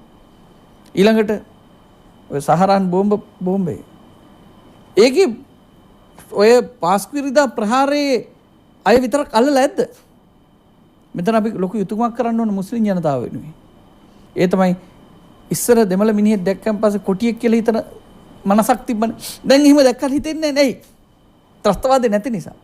හසන්ත මහත්තයා රැවුල දිගට තියෙන තොප්පිය දාන මිනිහෙක් දැකපු ගමන් සහරන් කෙනෙක්ද කියලා හිතෙන මානසිකත්වයේ මුස්ලිම් මිනිසුන්ගෙන් අයින් කරන්න. මුස්ලිම් මිනිසුන්ට ඒ අපවාදය ඔවුන් තුලින් ගලවා දමන්න ඕනේ. කොටිම කියනවා නම් මුස්ලිම් කාරීන්ගෙන් සහරන් බෝඩ් එක ඉවත් කරන්න ඕනේ. ඒ වගකීම යුතුයකම මේ ආණ්ඩුවට තියෙනවා. ඒක කරන්න නම් අර අන්තවාදී ඒ අවශ්‍යතාව වෙනුවෙන් කටයුතු කරන උදවිය හඳුනා ගන්න ඕනේ. ඒ පාසල් වල සහරන්ලා වගේ සහරන් කියලා කියන්නේ මම හැමෝම ත්‍රස්තවාදියෙක් කියලා කිව්වට හඳුනේ සහරන් කියන්නේ වින්දිතේ. ඒක මලානේ. ඒක බෝම්බයක් පුපුරවගෙන මලානේ. ඇත්තටම අසරණේ ඉන්නේ. අසරණේ කියන්නේ බුද්ධිමය වශයෙන් අසරණයි. දැන් මැරිලා ගිහිල්ලා කෑලි කුඩු වෙලා ගිහිල්ලා. ඒ සහරන්ට ඒක කරපු එක කොහෙද? ඒ නිසා මේවා හෙට දවසේ තවත් සහරන්ලා එහෙමත් නැත්නම් තවත් මොහමඩ්ලා හෙට දවසේ කුඩු වෙලා යයි තවත් අය මරාගෙන. එතකොට එහෙමනම් අන්න ඒක වළක්වීමේ යුතුයකම අපිට තියෙනවා. ඒ නිසා රට බෙදෙන එකෙන් වැළැක්වීම, අධිරාජ්‍යවාදීන්ගේ යටත් විජිතයක් බවට පත්වීම වැළැක්වීම. ඒ වගේම දැන් තව නූතන ඉන්දියානු යටත් විජිතවාදයකුත් මේ රටේ ක්‍රියාත්මක වෙනවා. මම දන්නේ ITN එකේ තියනවද කියලා. තියනවා නම් ඒක නවත්තන්න ඕනේ. ඉන්දියානු ටෙලිනාට්‍ය ගෙනල්ලා පෙන්නනව නෙමෙයි. ඉන්දියානු ටෙලිනාට්‍ය ගෙනල්ලා එයි දෙයනේ මේ රටේ ටෙලිනාට්‍ය රඟපාන්න නළු නිලියෝ නැද්ද? නිෂ්පාදකයෝ නැද්ද? අර වගේ නේද මේ තරගයක් නේ තියෙන්නේ. පෞද්ගලික රූපවාහිනිත් එක තරගයක් තියෙනවා. ඒ තරගෙට දැන් මේ ජාතික නාලිකානේ මේවා. අපි නම් මුල් තැන දෙන්නේ දේශීය නිර්මාණ වලට, විශේෂයෙන් ගුණාත්මක නිර්මාණ. ඉන්දීය ටෙලිනාට්‍ය වල ඒ කියන්නේ ඒක හසන්ත මහත්තයා තියෙන ලොකුම ප්‍රශ්නේ තමයි ඒ සංස්කෘතියක් නෙමෙයි ගේන්නේ. හඬ කැවුවට කියන්නේ ඒ සංස්කෘතික දේවල්. ඒ අදහස්. ගිලින්නේ ලඩු. කොයි අපේ ලඩු තියෙනවද මේ? කන්නේ චපාති. කොයි චපාති තියෙනවද මේ? ඉන්න අය හැසිරෙන දේවල්, ක්‍රියාකාරීත්වයන්. ඒ අර සුකෝපභෝගී දිල්ලි ජීවිතේ, බොම්බායි ජීවිතේ. ඒක තමයි මේ පෙන්වන්නේ. ඒ නිසා අපි ගෝඨාභය ජනාධිපතිතුමාටත් මතක් කරලා තියෙනවා, මහින්ද රාජපක්ෂ අගමැතිතුමාටත් මතක් කරලා තියෙනවා. මේ මේ රට ඇතුලේ සංස්කෘතිය ඛාදනය කරන, පවුල් විනාශ කරන, මේ සංස්කෘතික සෝදාපාලු ඇති කරන මේ දේවල් වලින් ඉවත් කරන්න. මේක යුතුයකම. එනිසා යුතුයකම කියලා ගත්තන් පස්සේ අපි මේ බල්ලන්ට වතුර දෙන එකයි, හරකට වතුර දෙන එකයි, තනකොළ කපලා දෙන එකයි, අම්මට තාත්තට මේ කෝප්පෙන් නාවන එකයි ඔය ටික නෙමෙයි. මේ සමාජයක් සුවපත් කිරීමේ මහා බාරදාරී යුතුයකමක් අපිට තියෙනවා. ඒ යුතුයකම ඉටු කරොත් තමයි මේ සමාජය නිවැරදි වෙන්නේ. මේ සමාජය සුවපත් වෙන්නේ. ඒ නිසා බුදුදහමත් එක්ක කල්පනා කරනකොට අපිට බුදුහාමුදුරන්ගේ දේශනාවක තියෙනවානේ මාකෝ තුම්හේ අන්තිම පුරිස අහුවත්ත කියලා. මාකෝ තුම්හේ අන්තිම පුරිස අහුවත්ත කියලා බුදුහාමුදුර දේශනා කරන්නේ අපේ ආචාර්ය හසන්ත හිටියරච මහත්තයා. නුඹලා සිය සම්ප්‍රදායේ අවසානිකයෝ නොවව්. සම්ප්‍රදාය අන්තිමය වෙන්න එපා කියලා. ඒ කියන්නේ මේ සංස්කෘතිය, මේ සભ્યත්වය, මේ ශිෂ්ටාචාරය, මේ අපිට අයිති ගතිහුරුකම්, ඒ දේවල් නොබිද නොසිද ඉදිරියට අරගෙන යන්න කියලා. ඉතින් අරගෙන යන්න නම් අපේ සංස්කෘතිය තුළ නිර්වාණය වෙන දේවල් එපේ උගන්වන්න. අපි ට්වින්කල් ලිටල් ස්ටාර් කියලා කිව්වට ඉන්දියන් නාට්‍ය ගණනවල පෙන්වුවට අපේ එකෙක් හැදෙන්නේ නැහැ. ඒ නිසා අපේ මේගසේ බොහෝ කියන කවිවත් මන් දන්නේ දැන් අහනවද කියලා. නිකන් හිතන්න මේ ඔය මේගසේ බොහෝ පැණි දොඩන් තිබේ පැහිලා ඉදිලා බිමුට නිකන් බර වෙලාතු නංගිටයි මටයි ගෙඩි දෙකක් ඇති වැඩිය කඩන නරක ළමයි එහෙම නෙවෙයි අපි කියලා මේ මොකද්ද මේ උගන්වන්නේ? අල්පේච්ඡකමනේ. අපේ සංස්කෘතිය ඇතුලේ තිබුණු මේ ඒ කියන්නේ අර බොහෝ දේවල් තිබුණත් නාස්ති නොකර අල්පේච්ඡව ලද දෙයින් සතුටුව අර පිරිවැස්මෙන් කටයුතු කිරීම පිළිබඳ අපිට දෙන මේ අදහසනේ. රෝස මලේ නටුවේ කටු වනබබ රෝහිමිටි නටුව නොවේ මලසිබීම මමලා මේ පැණිවරමේ. මොකද මේ කියන්නේ? මේ ලෝකේ ඕන තරම් තියෙන්න පුළුවන් කටු වෙන දේවල්. හැබැයි මම මේකේ තෝරා බේරාගෙන අවශ්‍ය දේ විතරයි ගන්නෙ. හරියට ඉන්ටර්නෙට් වගේ අපේ අතර ඉන්ටර්නෙට් එකේ ඕන දෙයක් එපාදිත් ඔක්කොම එනවනේ. හැබැයි අවශ්‍ය දේ විතරක් තෝරා බේර ගන්න පුළුවන් මනසාදනය. ඒ නිසා අද සමස්ත මේ අධ්‍යාපනයේ විශේෂයෙන් අපේ ළමා සමාජයේම ළමා ලෝකෙම අන්ත අසරණ වෙලා තියෙන මේ අන්තර්ජාලයේ මේ නූතන තාක්ෂණෙත් එක්ක. ඒ වගේම අපි ගලව ගන්න ඕනේ. ඒ නිසා අපේ රට ඉදිරියේ පවතින බරපතල මේ දැන් බලන්න අපේ කළු කොටියෝ දෙන්නෙක් මලානේ පහුගිය කාලේ. මේ මොකද්ද අපිට වෙලා තියෙන්නේ? අපේ පරිසරය දවසින් දවස ගස් කපනවා. මේ වගේ අපි රට බේරගන්නේ කොච්චර කළ යුතුද? කඩුලාන පරිසරය රකින්න එක. මේ සමස්තයක් හැටියට ගත්තන් පස්සේ මුළු රට පුරාම තියෙන හැම තැනම ඇවිලෙන ගිනි. එසා මේ සියල්ල නිවලා මේක අනාගතයට සුරක්ෂිත දේශයක් බවට පත් කරගන්න ආදරණීය මාතෘ භූමියක් බවට රැකලා තියෙන එක අපේ යුතුයකමක්. ඒක ඒ වෙනුවෙන් අපි සියලු දෙනා අපේ වගකීම් ඉටු කළොත් අන්න එදාට අපි මරණ මංචකෙදිත් අපිට සතුට වෙන්න පුළුවන් මාතෘ භූමිය වෙනුවෙන් යුතුයකම් සහ වගකීම් ඉටු කළ මිනිසුන් හැටියට. ඒ අපේ ගෞරවනීය ස්වාමීන් වහන්සේ ඉන්දියානු නිර්මාණ පිළිබඳව සඳහන් කළා. මේ ලංකාව කියන්නේ ඉන්දියාවේ එක ප්‍රාන්තයක් කියලා හිතන තරමටම කෙනෙක් විදේශිකයෙක් ඇවිල්ලා මේ ලංකාව කියන්නේ සමහරව හිතන් ඉන්නවා වැඩි ඔය භූගෝලය ලෝක ඉතිහාසය දේශපාලනේ දන්නවයි ලංකාව කියන්නේ මේ ඉන්දියාවේ එක ප්‍රාන්තයක් වගේ ඕගොල්ලෝ කතා කරන්නේ හින්දිද වගේ අහන ඉන්නවා අපිත් ඔය පිටරටවල ගියා එහෙම දැන් මෙහෙ ඇවිල්ලා රූපවාහිනී නාලිකා බලපුවාමත් එහෙම හිතෙන මට්ටමක් ආවොත් එහෙම මේක මේ හැබැයි මතක තියාගන්න අපේ හාමුදුරුවෝ අදහස් කළේ ඉන්දියාවේ කියන්නේ පැරණි ඉන්දියාව සහ නූතන ඉන්දියාවේ ස්වභාව අතර වෙනසක් තියෙනවා. මේ ඉන්දියාවේ තියෙන සියලුම කුණු කන්දල් ගෙනවලා පටෝන එක වෙනයි. හැබැයි ඉන්දියාව අපට දීපු වටිනා දේවල් බුදුදහම වටිනා දේවල්. දැන් ඔය නිර්මාණ පැත්ත ගත්තාම දැන් අර නාරායන් මහත්තයාගේ මල්ගුඩි දවස වගේ නිර්මාණ. ඒ වගේ වටිනා දේවල් තියෙනවා. තෝරලා බේරලා සත්‍යජිත් රායගේ නිර්මාණ වටිනා දේවල් තෝරලා බේරලා අරන් ඒව වටිනා අපි අතරට දෙන එක වටිනවා. නමුත් අර අපේ ස්වාමින් වහන්සේ කිව්වා වගේ සියලුම දේවල් මෙහෙට පටෝ අන්තිමට අවසාන ප්‍රතිඵල මොනවද තමයි එහෙ තියෙන පෞල් ප්‍රශ්න මෙහෙත් රෝපණය කරනවා. ඒක තමයි තියෙන ගැටලුව. මම හිතන්නේ ITN එකේ නම් එහෙම අපි ඒකට අත ගන්නන්නේ. කෙනෙකුට ත්‍රස්තවාදියෙක් කෙනෙකුට විමුක්තිකාමියෙක් වෙන්න පුළුවන්. කෙනෙකුට විමුක්තිකාමියෙක් තව කෙනෙක් ත්‍රස්තවාදියෙක් වෙන්න පුළුවන්. අපි නාදුනු සොල්දාදු වගේ ස්මාරක ගැන එහෙම සඳහන් කළා. ඒ විප්ලවයට මුණ දීලා දිවි දුන්න අය පස්සේ ත්‍රස්තවාදියෝ කියලා හඳුනලා ඉතිහාසය වෙනස් කරපු අවස්ථා තියෙනවා. ඒ වගේම කලින් ත්‍රස්තවාදියෝ කියපු අය පස්සේ විප්ලවවාදීන් හැටියට විමුක්තිකාමීන් හැටියට හඳුන්වපු අවස්ථා තියෙනවා. නමුත් බහුජනයාගේ හිතසුව පිණිස දිවි කැප කළ අය, වැඩි දෙනෙකුට යහපත් සමාජයක් නිර්මාණය කිරීම සඳහා දිවි දුන්න අය. අද සිංහල, දෙමළ, මුස්ලිම් අපි හැමදෙනාම මෙහෙම ජීවත් වෙන්නේ. අපිට මැතිවරණ තියන්න හරි පුළුවන් වෙලා තියෙනවා. ගිහිල්ලා හැම තැනම ඇවිදින්න පුළුවන්. එහෙම සමාජයක් නිර්මාණය කරන්න දිවි දුන්න අයට අපි ගෞරව කළ යුතු නැද්ද? අන්න එතනයි අපි ගත යුතු පොදු කාරණාවන් මහාචාර්යතුමා.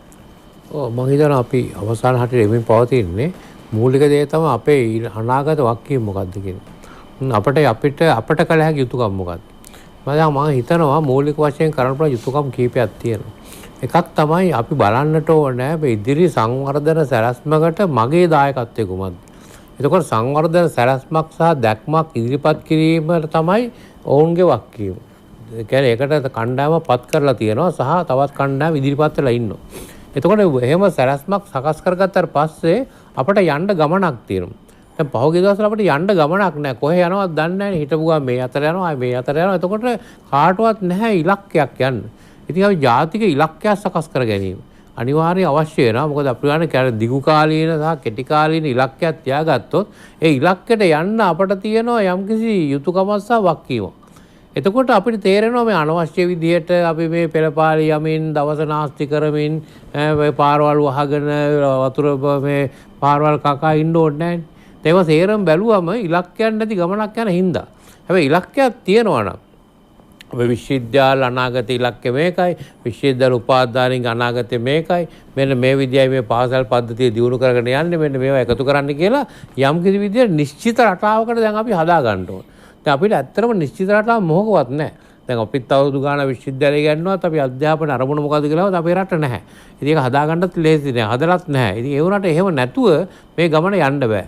ඒක අනාගතේ දැන් මේ අවස්ථාව අපි මගහැරියොත් නැවත කවදාත්ම හදන්න වෙන්නේ නැහැ. ඒකින්ද මේක තමයි බල කරලා තදින් අපි උත්සාහ කරන්න ඕන කාලේ නාස්ති කරන්නේ නැතුව. කොමිෂන් පත් කරලා අවුරුදු 5ක් විතර මේ අධ්‍යාපන වාර්තා හදා දින්නේ නැතුව ඉතාම ඉක්මනින් යා යුතු මාර්ගය තීරණය කරගන්න. තීරණය කරලා අපි ගුරුවරු හැමදෙනාම ශක්තිමත් කරොත් අපිට ඊළඟ දරු පරම්පරාව ශක්තිමත් කරගන්න පුළුවන්. මොකද මේ නැත්තම් මේ දරුවෝ කියපු ඔය මාධ්‍යවල සංදර්ශන වලට අහු වෙලා අන්තිමට ඉන්ටර්නෙට් එකට ගිහිල්ලා ඉර වෙලා ලොකු ප්‍රශ්න ඇති කරගන්න. මොකද දැන් අපිට මේ දවස් තියෙන ලොකුම ප්‍රශ්න තමයි පොඩි කාලේම ළමයි මානසික රෝග වලට යනවා. මානසික උපදේශයකට ඇවිල්ලා තියෙනවා. ඒ කියන්නේ මනෝවෛද්‍යවරුන්ගේ බෙහෙත් බොන හුඟක් අය පන්ති කාමරේ ඉන්නවා දැන්. ඉතින් මේක ඊටාම් භයානක තත්ත්වයක්.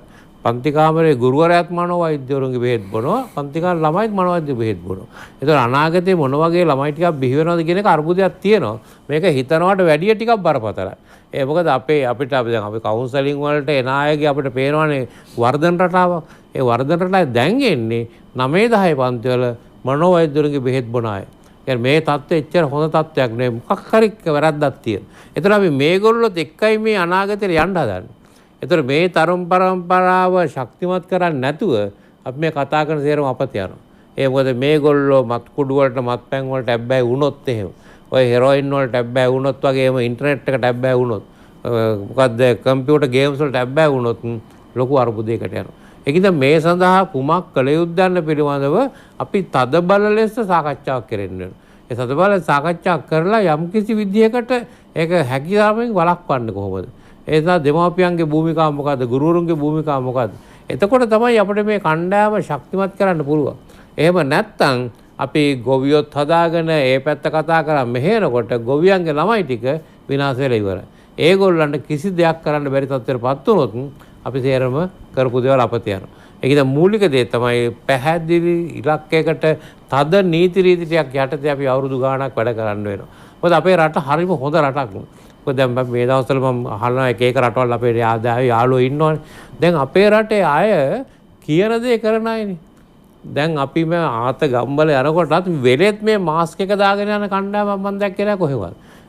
දැන් ඕස්ට්‍රේලියාවේ මේ දවස්වල පෙළපාලි යනවා මාස්ක් දාන්න බෑ කියලා. ඒකට විරුද්ධව පෙළපාලි යනවා. මේ මැරෙනවා.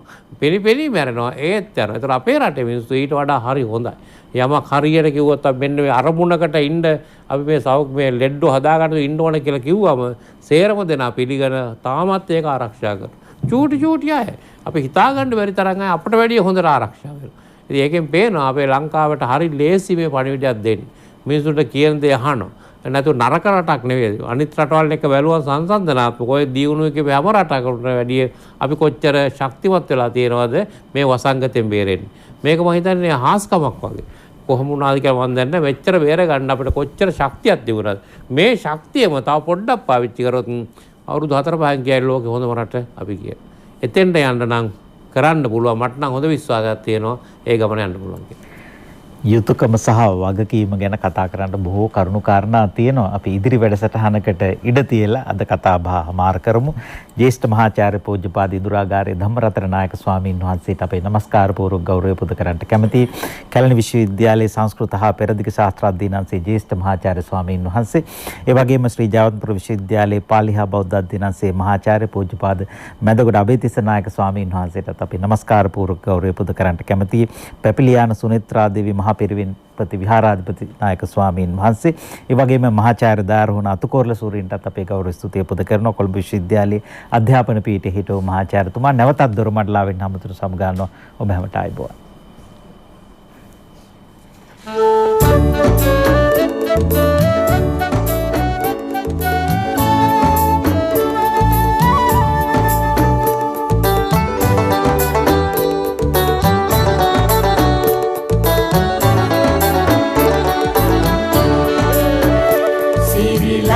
ඇසිදිසි සරසවි පින්දිම දොරින් දොරට දොර මඩලාවයි මාගේ මව්බිම අවදි කරන හඬ දොරින් දොරට දොර මඩලාවයි